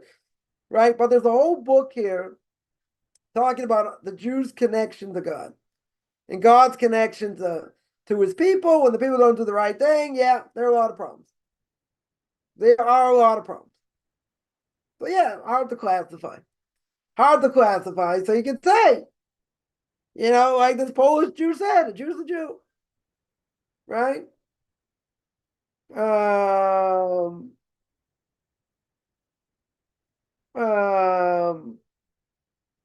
There's, I will say, someone mentions, I won't do anything that you shouldn't do. Right? Let's keep in mind one thing. The process is hard as it is. Now, a person can stand out by things that they've done. When that becomes known and it's something negative, it's very hard to undo. Now, I've heard stories, people maligned other people and what they said wasn't true and it was Lashon Hara and different things. Made it very hard for people. I'm not saying it's right. But if people do it to themselves, right? Let's make clear. I'm going to give you I'm going to give you a cliff note here. Right? A cliff note, to remember. And that is you do whatever it takes to fit in. Let me repeat that. You do whatever it takes to fit in. Right? You're going to walk the walk. You're going to talk the talk. You're going to do whatever it takes. Because if you don't, and you do something that's going to stick out, you'll stick out in other ways. But if it gets out there that you've done things that, again, are not according to the norm, it's going to be much harder. I'm not going to say impossible. It's going to be very hard. I had somebody wanted to convert. Actually, they were Jewish, actually. They didn't need to convert, but they wanted to do something that nobody does.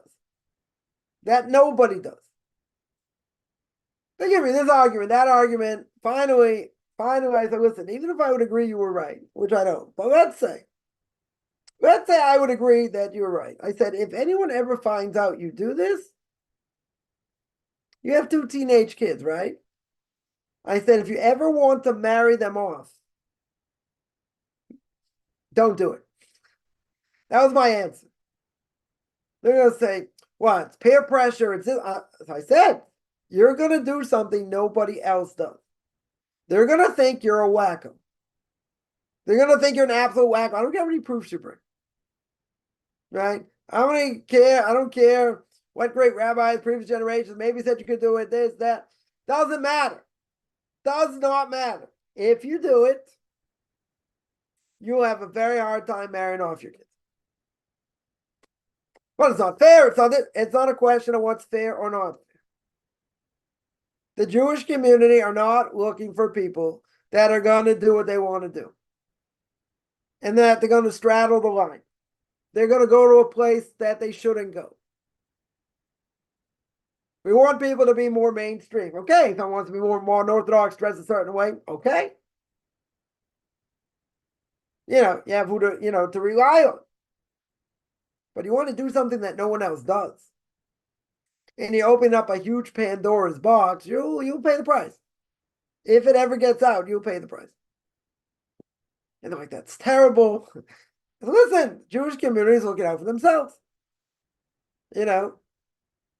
What family want to marry into such a family?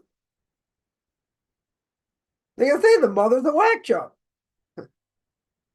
Yeah, with someone, and that woman is going to be a mother-in-law to somebody, either a girl or a guy, right? You either have a son-in-law or a daughter-in-law. Gonna look really weird, right? You get a whole package. Person gets married, everybody knows this. You marry the other side, you marry the in-laws, right? Family members. You might get along with them better, you might not. It's a whole package deal. So one of the things, certainly in the Jewish world, they check out the other side. Each side checks out the other side. They speak to neighbors, they speak to friends, whatever. Try and get see a bigger picture here. Guaranteed anybody hears something fishy, like really fishy, yeah, they're not going to go near it. They're not going to touch it with a barge pole. This person could have a PhD, a pilot higher and deeper, Papa has dough. Person could be brilliant, great rabbinic scholar, this, that. You do something wacko, really wacko, it has to get out eventually. It can't be hidden. Maybe the first date, second date, if things go okay, you don't mention it. Just like, if someone has cancer, you don't have to say, if the person has cancer, but they're in remission, you don't say the first date. You don't say by the second date. By third date, probably you mention it. Because you don't get to a first date. Right? It's not misleading. But, if they're not compatible, then it doesn't matter to mention it. If they seem to be compatible, they like each other, then you got to mention it. Question is when? And that's by any physical disease or mental disease. Let's say someone suffers from depression. They have to know. If they're on medication. You can't lie about this stuff. You're over Torah prohibition of killing someone. I know a story. Somebody that, someone got married. Yeah, the wife suffered from depression, but they hid how bad it was. And the other side didn't check it out enough. Person suffered from manic depression. Guy didn't know this, walks into something, you had no idea. Oh, we couldn't say anything. That's Lashon Hara. What do you mean? for the sake of dating, whatever, you're allowed to say, you're obligated to say. Doesn't mean you have to say at the beginning. But the person has to know. No, we couldn't say that. That's Lashon Hara. They killed him. They killed this person. Right? We would have found out. Yeah, would have looked into it a lot more. Thought about it a lot more. Marrying someone, manic depression or bipolar, you gotta speak to the doctor, see what the medication is. There are a lot of things you have to go through to see if you're gonna go through or not. It's a serious thing. You don't mess around with that. Again, doesn't mean you have to mention at the beginning. You don't have to mention at the very beginning, otherwise the person will never date. I get it. Yeah, but you have to mention someone. Oh, we can never mention that. That's Lashon Hara. That's speaking badly against someone else. That's maligning someone.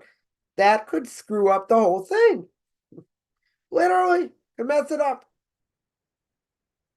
If you do that. I know if a case happened, I'm sure it's not the only one. There are other times when let's say it's not a health issue. Woman gets married, this guy's like, rising star in the yeshiva, like, does this, does that, all the great things. They find out the whole thing was a front. The guy wasn't who he said he was. Yeah, a lot of people backing him up, and the whole thing was like a stack of cards. So now this woman is supposed to be married to like the next great rabbi of the next generation, and she got a bag of bones. She got a bag of bones. Now the question is, stay married to him, doesn't stay married to him. This guy's a bum, essentially. Essentially. Yeah. Sometimes people hide things very well. And they're just doing things for the facade to portray someone who they're not so they can marry into a good family. But then you find out this guy's a bum. Or you find out something else was hidden. There's some, you got to be clever. I'll try and unlock anything that needs to be unlocked somehow. Or what are people saying or what are they not saying? Yeah. There are cases people hide things. Now, I understand why they hide things, because otherwise no one would go out with it. Parents got some sort of mental illness, they hid it. No one ever found out. Person gets married, he thinks his mother-in-law is like a fruitcake. Or a father-in-law, or both. But no one told them. Very awkward. You got something like, is the process of getting married, is it foolproof? Not foolproof. You know what questions to ask, who to ask. Right? Not foolproof. People can get seriously messed up. But the point is that people say, oh, it's Lashon Hara, can't say anything. You can up to what, it depends when. But it has to be said. If it's not said, you just destroyed somebody potentially. Like this guy married someone with manic depression. One thing got mild depression or medication, okay. Because psychologist once in a while, this, that, it's under control, very good. Okay. The problem is if you don't do your research good enough, or they only tell you certain things, wouldn't say anymore. How can we say anything that for days on end the person just can't function, doesn't get out of bed, it takes a while, this and that. What do you mean?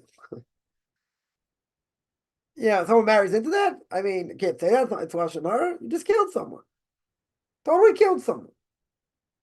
There are specific laws, what you're allowed to say, what you're not allowed to say, and when you're allowed to say. Yeah, people make the mistake and think, oh, if I say something, we're just going to hide it. You can't hide it. Whether it's a medical issue, whether it's a mental health issue, there has to be full disclosure. We had someone we set up that, we knew. We knew that, this guy had Crohn's disease. But they didn't say straight away. Things were going very well. Then he mentioned. But it's under control. You can speak to the doctor. This is my medication. Full disclosure. But there has to be full disclosure. Imagine someone gets married and they find out, hides the fact that, can't eat wheat. Can't eat gluten. It's like, okay, he's on a gluten diet, whatever. They can't eat this. They can't eat, it's got a special diet. Why do you have a special diet? Why can't you eat this one? Oh, no one ever told you I have Crohn's disease. Person's going to look at the person and say, why didn't anyone tell me? Now, it's not necessarily a deal breaker. right? Definitely not a deal breaker. It depends how bad it is, but you know, you see what the medication they're on, you speak to the doctor. I mean, you do research. If you want to go further or not. It's an issue. I'm not gonna say it's not an issue. It's not overcomable. It's definitely overcomable. They have a very happy marriage. Yeah, but that had to be disclosed. Doesn't have to be disclosed at the very beginning, but it had to be disclosed. If you don't disclose it, you're potentially murdering someone. But people want to think they're the most righteous. See, that's the problem. They want to think they're the most righteous. I can't say anything. It's Lashon Hara. And you just murdered someone. What's worse? Right? What's worse? So my point over here is that I forgot how I got onto all this. Anyone in the conversion process, or when it becomes the Baal Tshuva, wherever you go, whatever community, you want to make sure you fit in. And you don't go outside certain boundaries. Right? Today, everyone's like, you could say, people do their own thing, a little bit. Not everyone's mainstream. Okay. A lot of people are, though. So a person wants to be as mainstream as possible. And if a person's not, okay. Right? But you don't want to stick out more than you have to. I would say like this, a person's going to do something that's really not accepted, by the community, and you still really want to do it, I would say make sure no one knows about it. Make sure nobody knows about it. Because if anyone finds out about it, it looks like, it looks weird, that no one else does. I remember someone came to my Rebbe, wanted to do something at the chuppah, right? At the, the ceremony, when he got married, that like is never done. I forget exactly what it was. But it's something that's never done. It's never done. Yeah. The person says you're gonna be 1 in a million. Don't do it. He's very practical. He says, don't do it. Do what everybody else does. Some do a little bit more like this, a little more like that. Okay. Within boundaries. This is way out of boundaries. He's like, you want to be normal. You want to be like everyone else. You don't want to stand out. I mean, it just makes it look weird. Makes the whole situation look bad. Right? So yeah. You don't want to do something that you shouldn't, and if it's a question, you ask. And it could be, yeah. Person wants to do this, whatever it is, might not be a problem. Right? May not be a problem. Depends what it is. Depends what it is. But that's the advice I got, 30 years ago. You got to live in a certain community. This is what you have to do. Right? This is what, and I stuck out a little more than everyone else. Okay? For certain things. Did it hurt me in other ways? No. It didn't. So, but if it's something that could, yeah, then, so then you're playing with fire, especially if you have kids. Like, you're not going to buck the system. Here in Israel, for example, girls wear tights by the age of 3. They wear tights by the age of 3. Outside of Israel, it's not like that. You'll see girls wearing socks, not necessarily thigh-highs, right? In certain communities. Here, you won't see that unless it's a much more modern community. You won't see it, though. If you live in, in a place where that's the norm, you do what everyone else does. It doesn't matter what you think about it, right? That's the point. Either move to a community with your standards, or you got to do what everyone else does. Because if you buck the system, you're in trouble. You will be in serious trouble. You want to do that outside of Israel? A lot of people do it. Very good. A lot of girls, a lot of women wear socks. They wear socks. They don't cover their legs. They don't wear thigh highs or stockings. Some do. Depends which communities. Yeah. But you won't be ostracized for wearing socks. Here in Israel, you'll be ostracized. There are only certain communities that do that. All the other communities are black hat communities, most of them. You have more Orthodox communities here and there. Depending where they are. In a number of places. Okay. But if you're living in a black hat community, you do what everyone else does. It has an effect. Whether it's good or not, doesn't really matter. Where you send your kid to, to preschool, whatever, and the track they're going to go on says who they're going to marry. Unless they veer off or whatever. In different ways. It starts from a very young age. These are things you don't mess with. You don't have to. Kid fits in the system, very good. Yeah, you don't need to tweak it that much or whatever. Good. If your kid doesn't fit in the system, okay. Israeli society and other places have realized not everyone's a cookie cutter. Not everyone fits in. Not everyone can sit and learn all day, right? So you gotta, entertain them other ways, within a Torah framework. Okay, but you have to fit in somewhere. And if a person feels like they don't fit in anywhere, the system will just spit them out, or they themselves will spit themselves out. Yeah, it's not easy. By girls' schools, it's not easy. By yeshiva, it's not easy. It's not foolproof, right? So I heard someone say, "Yeah, so we're going to change it, change this, change that." They're not going to do it. It's not going to happen. It's worked. The last 200 years, it's definitely worked. In a major way. Okay. Maybe you have to tweak it, maybe do other things. You're not going to change the whole system. See, that's the problem. People on the outside looking in say, "Oh, you should change this, change that." You make it too hard. This is a system that's been installed for hundreds of years. If you fit into the system, it works well, very well. If you struggle, okay, you got to work on, got to figure out what to do. If a person struggles, but you're not changing the curriculum. That's not happening. You have a school here, that has like extracurricular stuff and, more secular studies, but that's looked down upon. That is looked down upon, right? Mainstream yeshivas by a certain age, they don't do math and science anymore or any of this stuff. They learn. That's all they do. You say what's going to be later? Listen, Parnos is in the hands of God. Life was in the hand of God. Well, more about science, less about science, doesn't matter. Person go with their hands, science, you need math and a few other things, but the other things you don't really need. So it doesn't matter. So, you don't need to take all these classes to make a living. You need to do something very specific, okay? It's also not a guarantee to make money, but still. Again, one of the top 5 biggest lies in the world, you need a college degree, university degree, but whatever. We're not going to go there. The point being is that, certainly the last 20 years, 25 years, schools have realized not everyone's a cookie cutter. And that you need different types of schools for different type of kids. A lot of different types of schools. I mean, the main emphasis is still the same. It's still the Torah mitzvahs, but some people got it in different, in different ways, how to learn and whatever. Not the same. They're not the same in every place. So, you got kids where, schools for kids and kids struggle. Right? So, you deal with them in a totally different way. You would deal with them in a totally different way. Education is whatever, it's our generation. Every generation has its thing. Education today is very hard. Is very, very hard. So that's what I would say. All right. What parts of Shabbos can a JIT participate? Lighting candles, kiddush, many prohibitions as possible.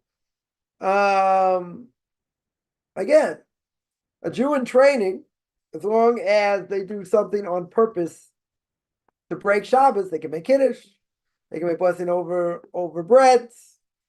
They have 3 meals.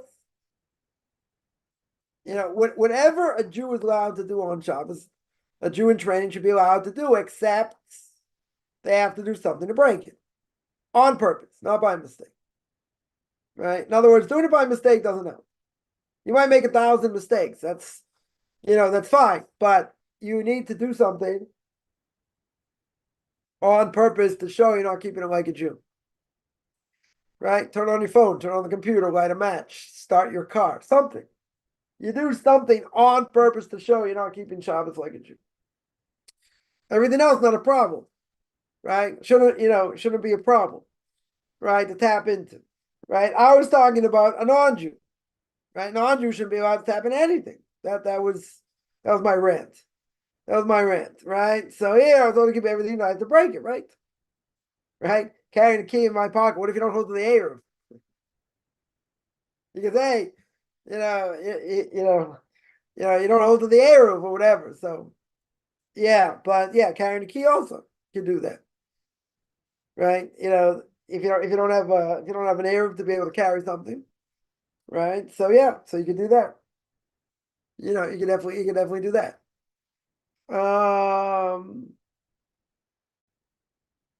But what if there's an Eruv? What's the no? If there's an Eruv, there's a whole different thing, right? If there's an Eruv, that doesn't help. It's not showing you're breaking Shabbos. You can say, I don't hold to the Eruv. I'm more stringent. I don't hold to the Eruv. So carrying for you is a transgression, right? For you, it would be a transgression, not for other people. So I would say, if there's already an Eruv, then carrying doesn't help. Unless you don't hold to the Eruv, but I would tell you do something else. If you already have an Eruv, light a match. Turn on and off the lights. Do something like that. Carrying not going to make such a distinction, right? You'd have to do something, a little bit more. Somebody mentions, okay, if God did not be lenient because someone is poor, or more severe, balance scales, blind just, why? You're missing a fundamental point. The point is that the person steal, right? The person stole. We don't care why the person stole. Not a question of balance scales. We're talking, according to the letter of the law, they're guilty. We don't care what they're thinking. We don't care what they've gone through. Doesn't matter. Right? Really doesn't matter. The point is they stole. Stealing, they're guilty. Why they stole? We don't care why they stole. Well, it's not blind justice. You know how many times the Torah says you're not allowed to steal? Right? The Torah prohibition against stealing, interesting, is not in the Ten Commandments. When it says don't steal, it means don't kidnap, because there are other prohibitions not to steal. A lot of prohibitions against stealing. Say that the flood, generation of the flood, was guilty of that. That was how they got sealed, for death. There are worse things going on. Stealing's not death penalty. Right? You had immorality, you had idolatry, you had murder, and all these great things going on. So Rashi over there says, why did that generation get wiped out? That whole generation got wiped out for stealing. Because the people steal a little bit from this one, a little bit from that one. Guess what? By the time they're done, they could take everyone's property. World can't exist. You can say, but they were still a little bit. Where they're not liable, you're right. Then someone else stole a little bit where they're not liable, and someone else, and someone else. Because that's different. That, you do that in such a way, society will never function. You're right. But if every poor person stole, and we think today you can steal a lot without even going to jail. Well, let's say, most poor people would just steal from people because they're hungry. Yeah. Yeah. Even if they're hungry. Even if they're hungry, yeah. Why is that okay? Why is that blind justice? Not blind justice. They're guilty. And let's say you got a lot of these poor people, and that's what they do. How is society going to function if that happens? You're going to say it's not their fault. Let's say person rang up, have a huge credit card debt. Now they got no credit anywhere. Now they got no money. Credit card's cut off.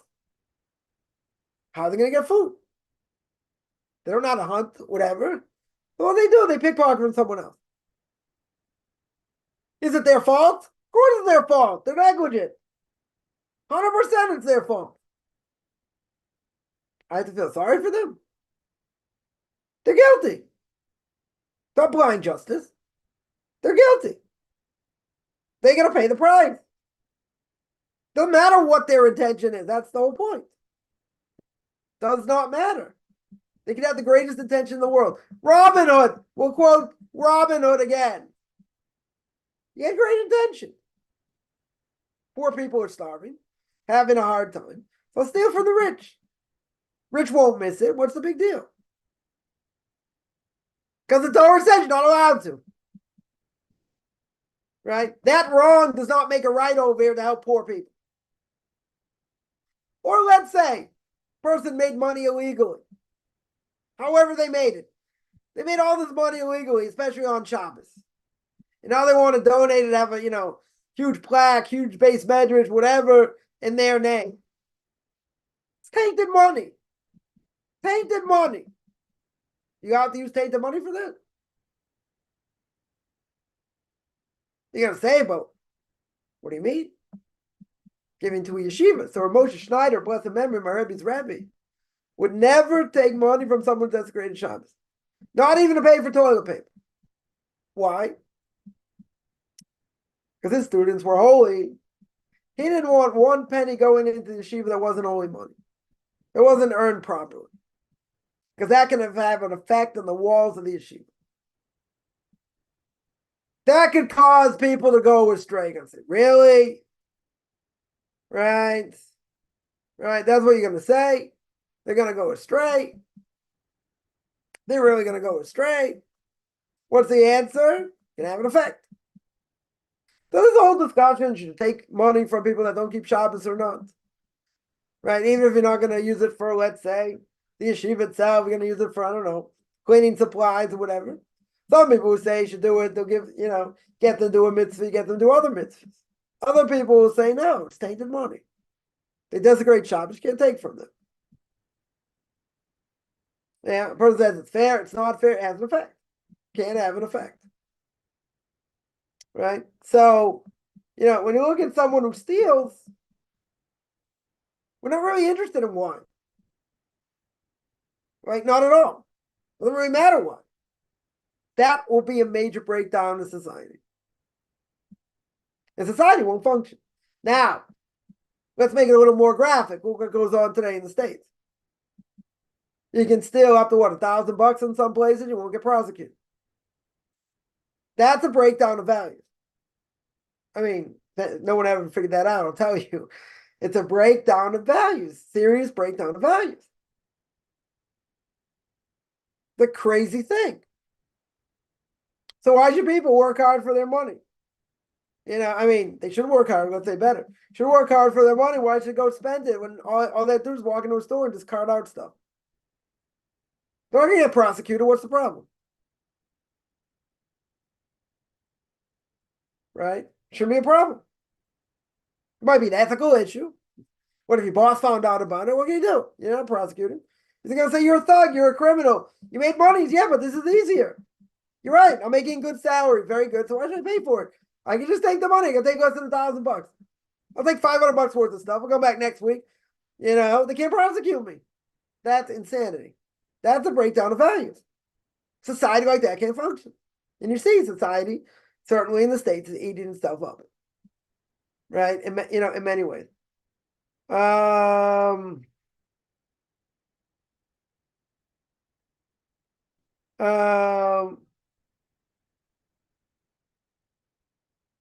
Yeah, let me see other questions here. Someone asked, I had interest to be focused during prayers as the count is praying. I'll tell you like this. Prayer is something that always needs to be strengthened.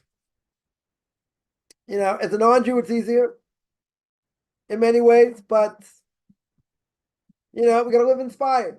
More of my Hasidic side are coming out. It's very easy to live inspired when you're being thrown to the wolves. And life is hard. Very easy to pray with a fervor and say, listen, you're the one in charge. I don't know what to do. Right? You're the one calling the shots. So is distraction a problem for prayer for Jews? Yes. Is a distraction a problem for non-Jews? No. In the process of conversion? No. But I would say it's something that has to be worked on.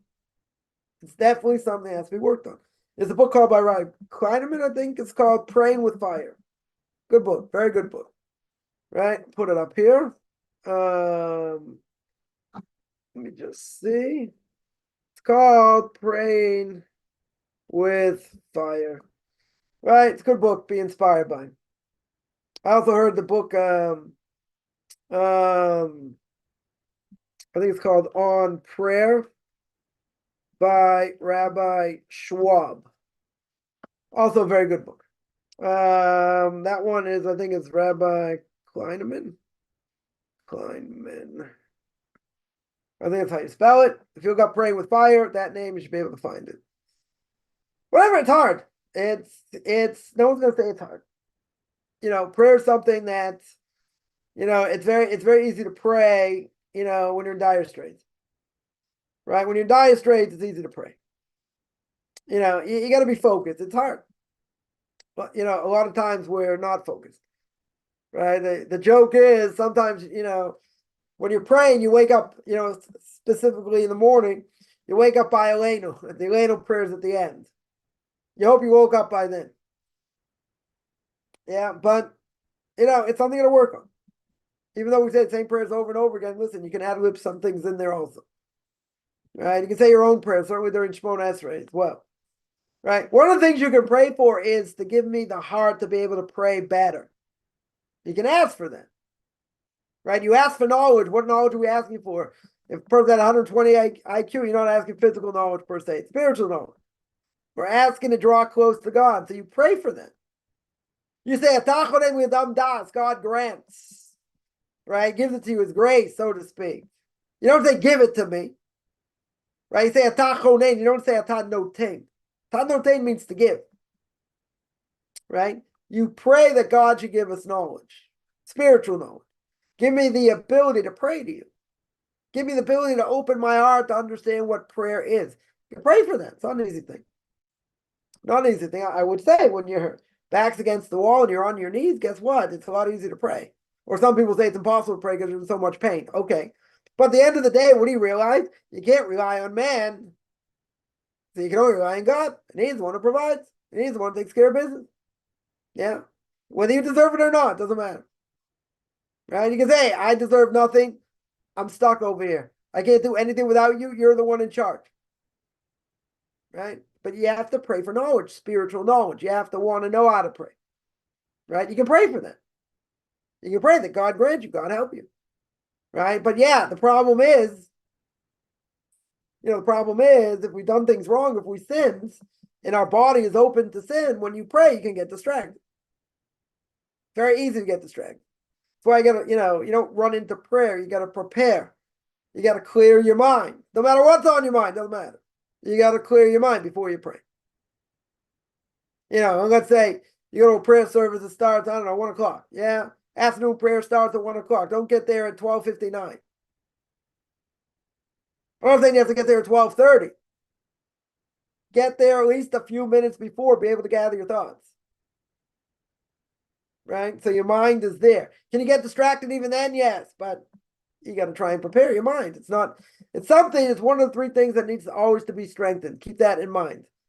Right? So it's not like, oh, I only have this problem. Everyone has a problem. You have to work at it. It's something that's very hard, but you have to plug away. You have to work at it. You have to work at it. Someone asks, okay. Someone asks, are you sick of people saying God understands when you can't do something? Well, you trip a little. God understands. There are a lot of things I'm sick of. That's not necessarily one of them. I will mention that, yeah, when you mess up, all of us on our higher level, that we understand God wants more from us. Yeah, we're not a potato farmer in Idaho anymore. No offense. Anyone's a potato farmer, grew up in Idaho. Yeah, we're not potato farmers in Idaho. We understand there's a God who runs the world. There are repercussions for what we do. And if we screw up and then we mess up, right, let's say, some people say, well, I did my best, God will understand. I don't know. Did you do your best? How much did you try and work at that? Yeah. We can make excuses. Let's reverse the role. Let's say we were playing God. And we did what we know we did. But we know who God is and what he wants from us. Is God going to look the other way? Is God going to cut us some slack? Depends where you're holding. Depends what you did. Depends why you did it. Right? That's, we learned from good old Uncle Yishmael. right? When he was dying, angel said, God's kill him. God says he's guilty. No. The end of the verse is Basher Husham. That's where he is. You're judged where you're holding right now, not the past, not the future. So when you did something wrong, God forbid, you're judged right now. Why you did it, what your intention was, where you're holding in the world. And if God thinks you're holding in a place, in a much greater place, he ain't looking the other way. Oh, God will understand. You could be in severe trouble. Yeah, I'm not going to say you're going to die from it, but guess what? God's got a standard here. He knows you know better. So how can you make an excuse? How in the world can you make an excuse? Yeah. That's the problem. I've heard people say it. I'm not so bad, this, that, God will understand. Yeah, what if he doesn't? You're playing Russian roulette. What if he doesn't? What if he says, I'm sick of you making excuses? You can't make that excuse. Does God have infinite mercy? It's not infinite. He has a lot of mercy. But at some point he gets tired. At some point he says, listen, I'm giving you every opportunity. You're not doing anything. God's going to understand? He's going to understand with a smack upside your head. That's what he's going to understand. Praying at the grave of a tzaddik, somebody asks. When is having an intermediary allowed? Now, you're not praying to him. A righteous person. Even a righteous person, they're not praying through. That's idolatry. Everyone agrees that's idolatry. Yeah? You're praying to somebody that points out through their merits. Through their merits. Through their merits.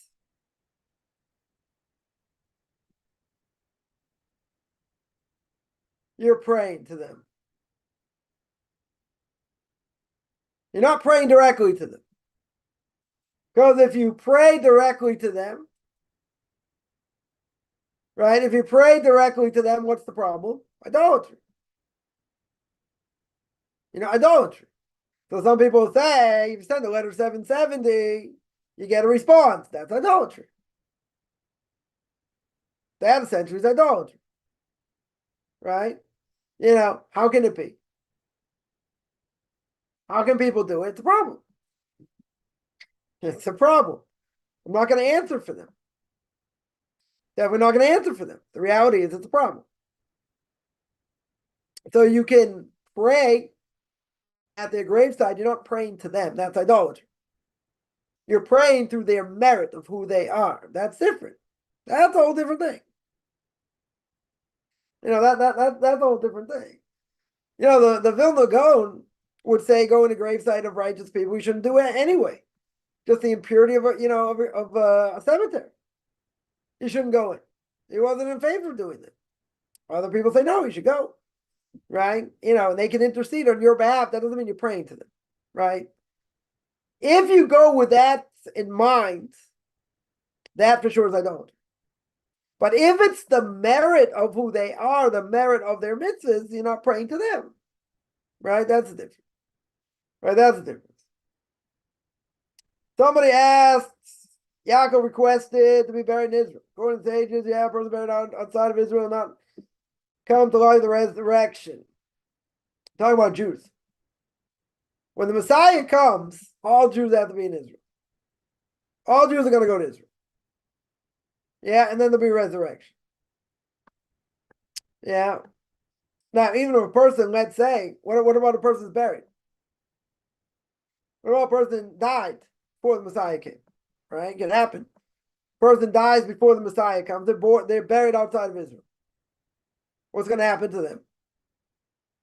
So whatever, there'll be a pathway for them to come. Before resurrection. Before resurrection. Yeah. So, that's not what we're referring to Jews. Non-Jews? That's a good question. Non-Jews, whoever's going to survive, which doesn't seem like that many. Well, let's say all the Noahides out there will survive, right? Even if they live outside of Israel, there are two different things here. One is, well, when you're mentioning specifically, okay, I don't need to mention this other thing. What you're mentioning specifically is if you're buried outside. If you're buried outside, let's say non-Jew has the merit to also come to the land. Yeah, so they'll also follow their way through, right, afterwards. Right? Just like a Jew would, if they have that merit. If not, they just stay there, nothing happens. Right? Resurrection's later. Right? Resurrection will be later. Yeah, resurrection does not necessarily have to be in the land of Israel. Right? Going to the Rambam, that world and this world is really no different. It's not so different. So not everyone's going to live in Israel, obviously. I mean, Israel's going to be a lot bigger also, but not everyone's going to be living in Israel. Right? So that would mean that anyone outside of Israel, they deserve to be resurrected. They will be. It doesn't necessarily mean you have to be in Israel. Problem is, when the Messiah comes, Jews will come to Israel. Right? The Jews are going to have to come. Live ones, not the dead ones. Right? I should have clarified that. Dead ones are not going to come till by resurrection. Resurrection is a different issue. By the coming of the Messiah, whoever's alive, whatever Jews are alive, and whoever survives, they're coming to Israel. Right? Jews for sure coming to Israel. If they survive. Resurrection's later. Resurrection's at another time. It's either, or whatever, it's another time. It's usually going to be after the 6,000th year. Right? 6,000 years, the world's destroyed, then you have another 1,000 years. After that, you have resurrection. Right? According to number of rabbinic authorities, you have resurrection after that. Some say Om Hab is before that, resurrection afterwards. Om Hab at the same time is coming, when the Messiah comes, whatever, it's all discussion. But resurrection's later. Resurrection's a later time period.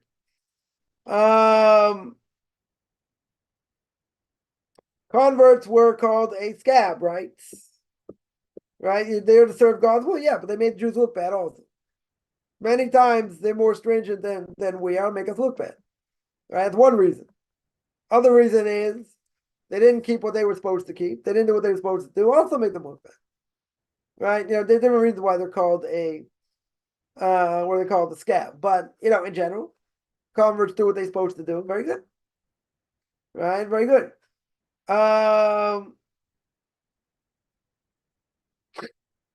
Someone says people say you shouldn't pray to a righteous person. Yeah. Yeah. Some say you do pray to them. I don't know. I don't know who's saying to pray to them. Anyone who says pray to them, they're guilty of causing people to go astray and do idolatry. Yeah. Rav Nachman of Breslov said, anyone comes to my grave and I'll intercede on their behalf.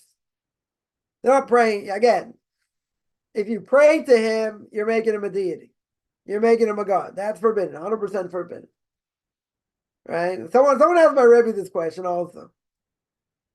What about Rav Nachman who said anyone who comes, he'll intercede for them, promised to intercede for them. My Rebbe answered very strong, very sharp. He said, who said he had the right to say such a thing? Say Rav Nachman. Right? I'm not here to knock, any knocks against Breslov here. Any Breslov is out there. Right? I mean, no offense. My Rebbe said, who says he had a right to guarantee anything? You have the right to say anyone comes pray to me, I'll intercede in their behalf? Is that who says? Rav Yonasan ben Uziel never had children. Right? I don't think he ever got married either. If I remember correctly. He's buried in a Mukah. Mukah's right near Sfas, not far from Sfas. Now, it's an own thing. He said, he said before he died, people should come to pray to my grave. People who were not married, I'll intercede for them. I'll help them, find their mate. I'll intercede for them. You can say the same thing. We're not picking on Rav Nachman here, per se, right? Who says they can give such a guarantee? A lot of people go to a Mukah, don't get me wrong. A lot of people go there to pray. The child needs, or someone in the family, needs a shidduch, needs to get married or whatever. They go there. Again, they're not praying to him. But again, the question could be, who says he's got a right to do that? He's got a right to intercede. Who says? Right? My Rebbe said about Rav Nachman. He could have said about Rav Yonasan ben Uziel also. But people have seen miracles. Someone, in their 30s, early 40s, whatever, they went there and shortly thereafter them, took a picture of them there, whatever. They saw their future spouse in the background. It's happened a number of times. These aren't old wives' tales. Yeah. But again, the question is, someone makes such a statement, you don't know what's going to be. You know what's going to be, in the next world. How can you guarantee something like that? But again, you're not praying to him. That's the point. You're not praying to him. That's idolatry. That is idolatry. Someone prays to something. It's idolatry, right? Right? Yeah, someone mentions by the Rebbe, by the Babji Rebbe, yeah, bring letters to read, this and that. It's a problem. It's a problem. I have a lot of respect for what Chabad does. Yeah, there's some of them. Yeah, it's like, we consider idolatry. My Rebbe would say it's not idolatry what they do. He just thinks they're messed up. They're philosophically messed up. Yeah, it's a crazy idea what they have, but it doesn't say it's idolatry. Other rabbinic authorities would say 100% idolatry if they believe the Rebbe is the Messiah, and they ritually slaughter. You cannot eat from their ritual slaughter. You can't eat from them. Yeah, a lot of people hold it's idolatry. These messianics, what they call in Hebrew Mishiachistim. Yeah, they believe the Rebbe is the Messiah. It's a problem. It's definitely a problem. It's not a small minority, right? It's idolatry. Essentially, it's idolatry. But, I think to this day, my Rebbe holds not idolatry. He holds that they're just messed up in the head. It's I don't know, some Jewish philosophical thing they're messed up with. Yeah. Other rabbinic authorities definitely disagree. And they say 100% idolatry. Yeah. They send letters there, they get responses. Yeah, it's a problem. I agree. Right? I'm not going to disagree. It's a problem. Right? If they think he's Messiah, right? If if they think he's the Messiah, yeah. It's the problem. It's not the Rebbe's fault. It's whatever. I don't want to go into it. A great rabbi of the last generation, Torah giant of the last generation, knew the Lubavitcher Rebbe and made a comment saying that he thought he was Mashiach. Yeah. So part of, I'm not jumping in here. I'm not rubbing shoulders with, Torah giants and this and that. Yeah, a lot of respect what the Lubavitcher Rebbe did in his life. No question about it. Revolutionized a lot of things. No question. No question what level of knowledge he had. Right? That's also no question. Other things people have questions on. Yeah. But, what they made him out to be and what happened afterwards. Yeah. Again, it's not the majority by any stretch, but it's not a small amount either. Right? That I would say.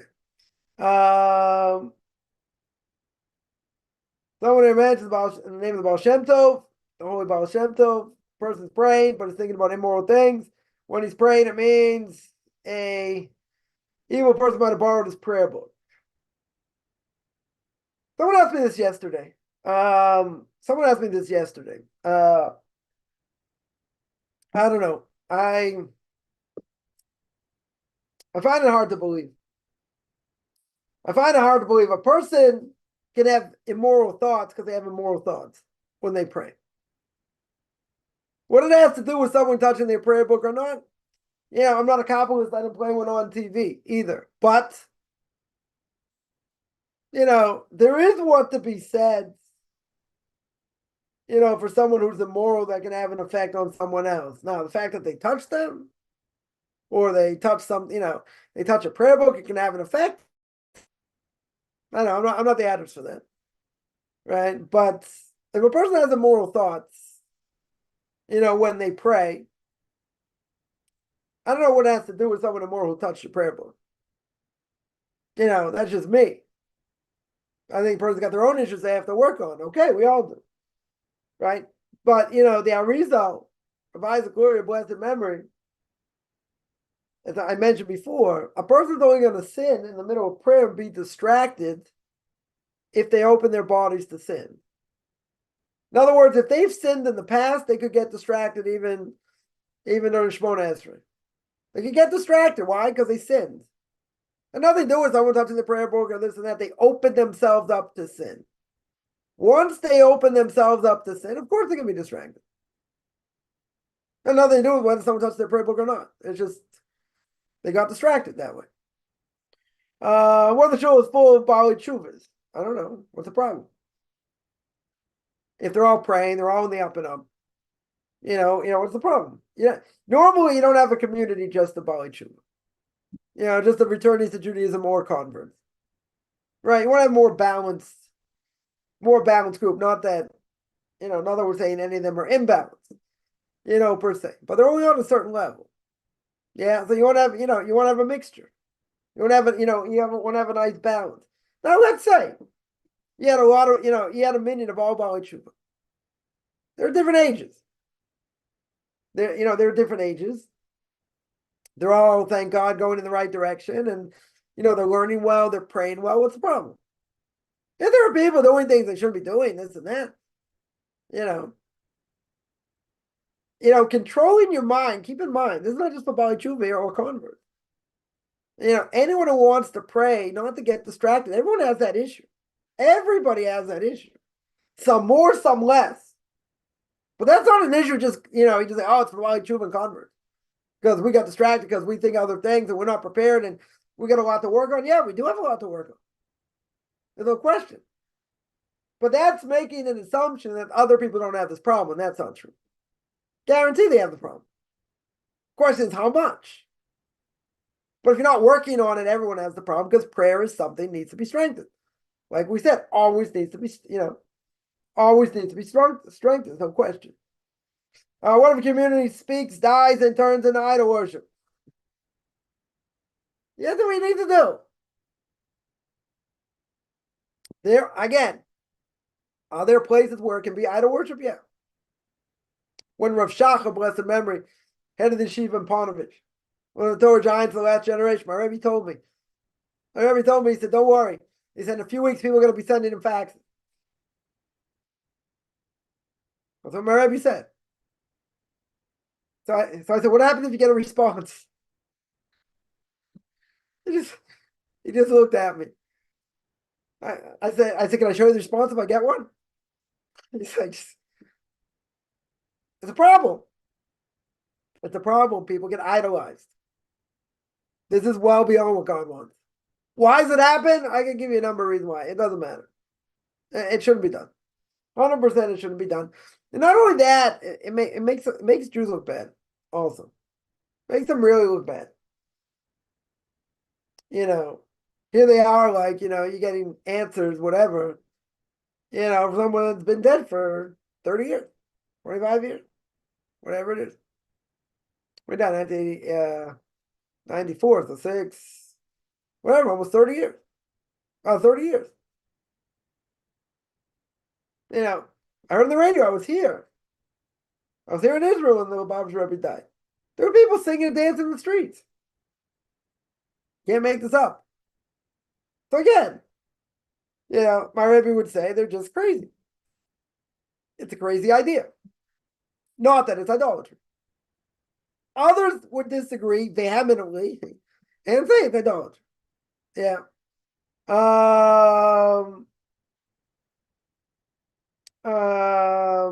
Yeah. Any other questions here?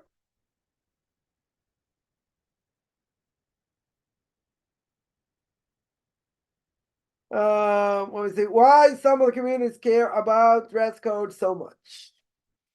Tell you like this. When a person dresses a certain way, right? I'm also not so much into externals, but I would say when a person dresses a certain way, you look at yourself in a different way. For example, if a guy gets dressed up, right? You go on Wall Street. I had this argument with somebody once. And you work on Wall Street, could be changed today because dress code is much more relaxed today, I think.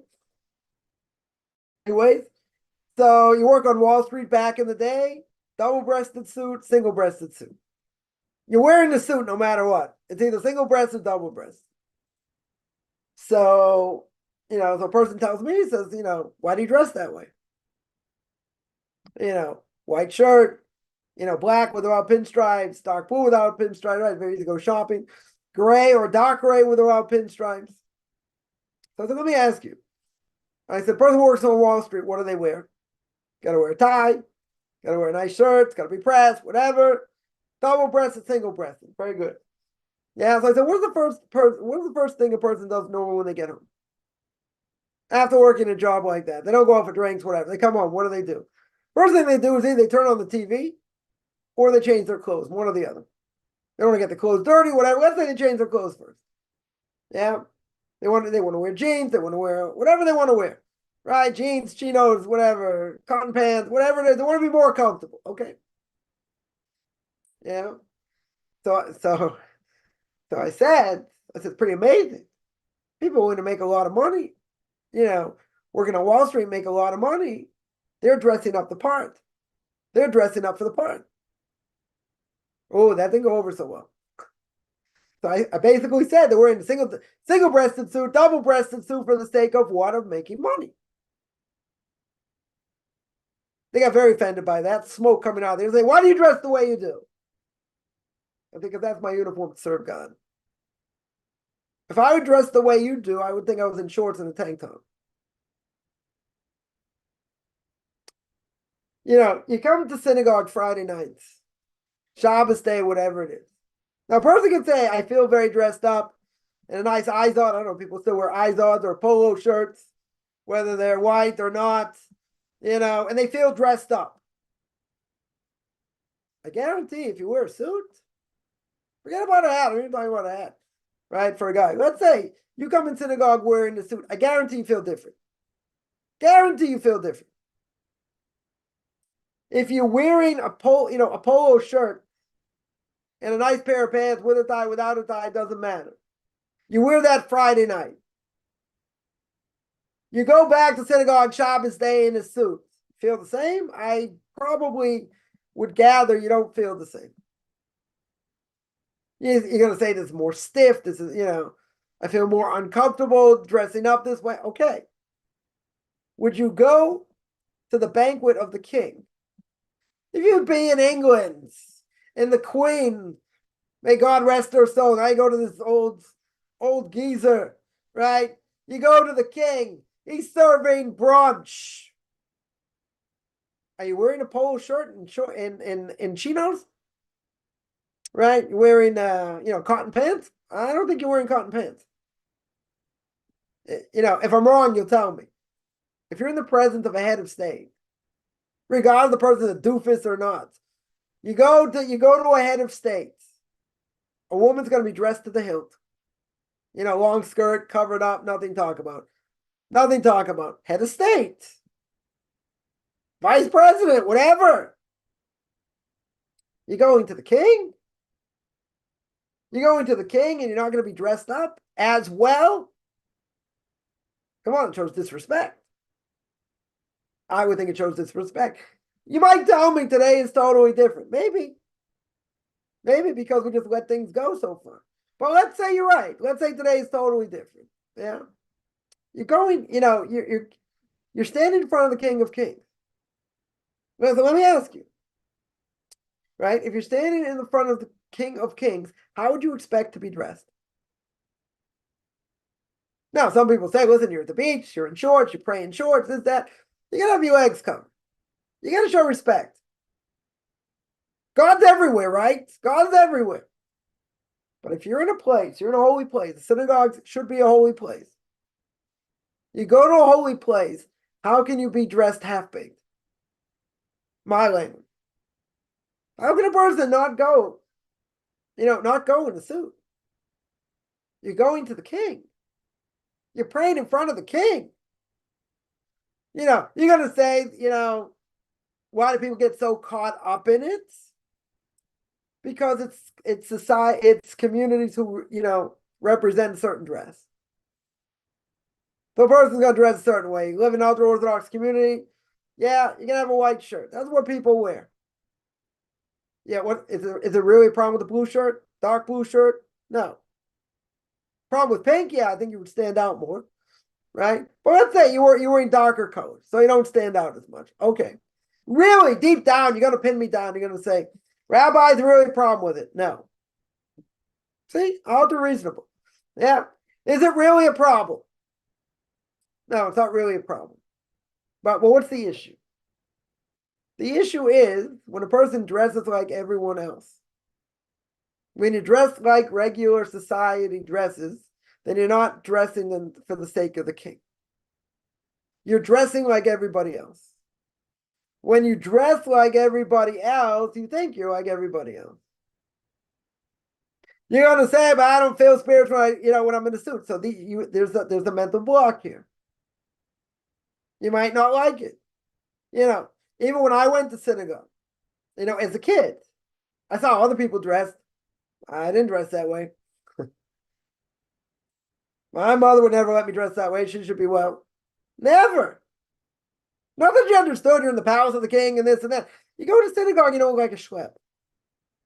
You're going to say, but I can look very well in a cotton shirt and pants. You're right. See, but that's the influence person doesn't see of secular society. That's the influence. Yeah. Right. A good example in Europe, before the war, even in the ultra-Orthodox communities, all men wore long coats. Then everything changed. Then you had the Enlightenment, everything changed. Right? Everything seemed to change. Anyone ever see the movie The Chosen? I don't recommend it. So a Siddiq kid ends up going to Columbia University because down his pay is, and he wears like everybody else. We're not like everybody else. When we pray in a synagogue, right, you're there praying in front of God. But again, what's the argument someone's going to make? The obvious argument is, I feel just as comfortable. That's not an embarrassment to be in front of the king. Okay. Maybe it's not an embarrassment. I'm not talking about embarrassment. Yeah. I've seen people come in long shorts in the summertime. I was somewhere this summer, I'm not going to say where, whatever. Went to pray in a place. It was a more modern Orthodox place.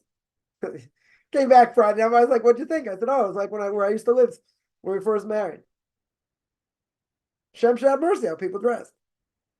We're talking about women. Women's another issue. Not even going to go there. Right? How immodestly some people were dressed.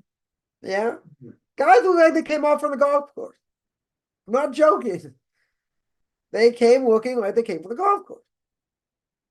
Forget about the decorum in synagogue. That's another issue. But I'm saying, it's very hard. We get caught up in externals.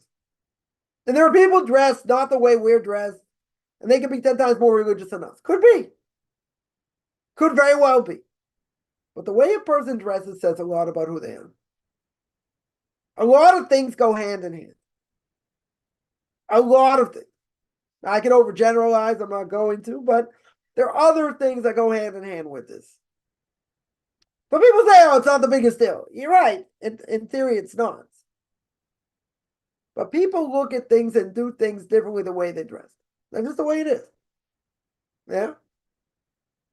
If you wear long shorts on a hot summer day, cover your knees, absolutely modest, yeah, I guarantee, if you go to synagogue Friday night dressed that way, and the next morning, you wear cotton pants and a shirt, whatever, I guarantee you don't feel the same.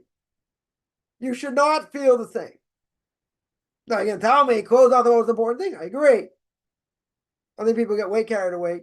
But, you can't judge a book by its cover. You can say a lot of people may dress the same way, but inside they're empty. True? And there are people that don't dress that way, and inside they're all full of fire. True? They can't judge it. But again, ask yourself the question. You can answer it however you want. And the question is, if you're praying in front of the King of Kings, how should you dress? If you were the King of Kings, how would you want people to address you? Would you care if they were wearing, a short sleeve shirt, and khaki pants?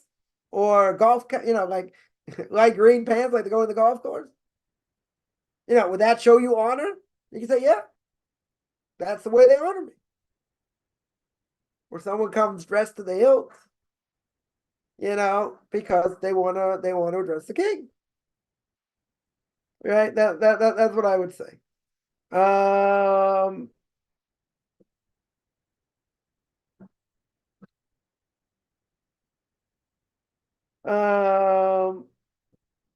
Yeah, which rabbi's grave gives the best miracles?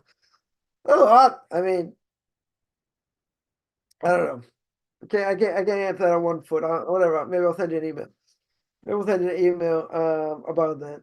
Being embalmed, yeah, that was a problem. Why was it permissible by Yosef and by Yaakov? It's a good question. Embalming in general is a problem. Yeah, in general, the body's got to be cleaned out, and that's it. You don't embalm. We don't embalm. Why was the practice? That's a good question, right? That's a good question. Is that permissible? No. Person's not allowed to be embalmed, right? Basically, person goes to Chevra Kadisha, the Jewish Burial Society. They basically clean the body out. They wash the body down. That's it. It's no embalming. By Jews we don't get embalmed. Not only that, you got to be buried in the ground. Doesn't necessarily apply to non-Jews. Can't be in a mausoleum, right? You definitely have to be buried in the ground. Even if you're in a casket, doesn't matter. But you have to be buried. You have to be buried in the ground. Somebody mentions there are rabbis alive that can intercede also. Yeah, that is that's for sure. I always, I would always ask, my rabbi, if he had me in mind, during Rosh Hashanah, he said, "Don't you think it would be worse if I did?" And I said, "Yeah, probably. I'm just checking." Yeah, but yeah, get someone who's a big tzaddik. Also, you have to be a vessel to be able to get the blessing. Also, but yeah, also helps again for someone who's alive, no question. No question. There's someone mentions also. I didn't really get into it, but yeah, even looking at an evil person can have negative effect on a person. That's also true, right? In other words, it doesn't matter how they look at you. It's irrelevant. Not about putting an evil eye on you or whatever. The problem is you're looking in the face of an evil person that could have a negative effect. That also could have a negative effect. Famous stories where Shulei Diskin, he had to go to, I don't know, someone trumped up charges, had to go to trial, and he refused to look at the judge. And his lawyer said, "Listen, you don't look at the judge. They're going to think you're guilty," and just the opposite happened. Had so much respect for him, we let him go. Because he didn't want to look at the face of an evil person. It can have an effect, right? So again, if you want to go that far, you can say, yeah, what if that evil person touches, a holy item? Could have an effect, I guess. I'm not, it's not my area of expertise. Does that apply that it has the power to absorb soul? I don't know. That's beyond. Someone else says I was told the suit of a man should be different each Shabbos. It doesn't say it has to be different, but it has to be nicer than what you would wear during the week, right? What if you didn't have money? You only had one suit, so that so you wear that on Shabbos. But yeah, you should have a nice suit on Shabbos, no question. Does it mean you have to have a different one every week? I don't think so. You can have a few, but it doesn't necessarily have to be a different one every week. Someone says you don't want to look fake, right? Also true, right? Also true. Which rabbi's grave gave the best miracles? Again, you wait for the email, right? If you don't get an email in a few days, remind me. What's called looking at an evil person? All right, whatever. Running out of time here. Let's just say that a person has a certain aura around them. Everybody does, right? Male, female, whatever. If someone's like really steeped, in terrible things, that aura can have an effect by you seeing it. How does that work? I don't know. Again, I'm not a Kabbalist. I didn't play one on TV, but we've seen from certain people that can have an effect. How it works, I don't know. That I can't answer. I'm going to stop here because I just basically ran out of time. A lot of great questions here. I'm going to sign out. I do this every Sunday, 9 o'clock Eastern time, 4 o'clock Israel time. Anyone has any questions, find me on Facebook, Chaim Kaufman, Beyond Orthodox Conversion and Judaism, orthodoxconversion.com, Beyond Orthodox Conversion and Judaism on YouTube. There I got videos on Q&As, Ethics of Our Fathers, Torah portion of the week, even though I'm way behind. Book of Leviticus, as we're speaking now. Controversial issues, you want to send me an email, rabbichaimkaufman@gmail.com, RBBICHAIMCOFFMAN@gmail.com, which I'm a good beginning of the day, middle of the day.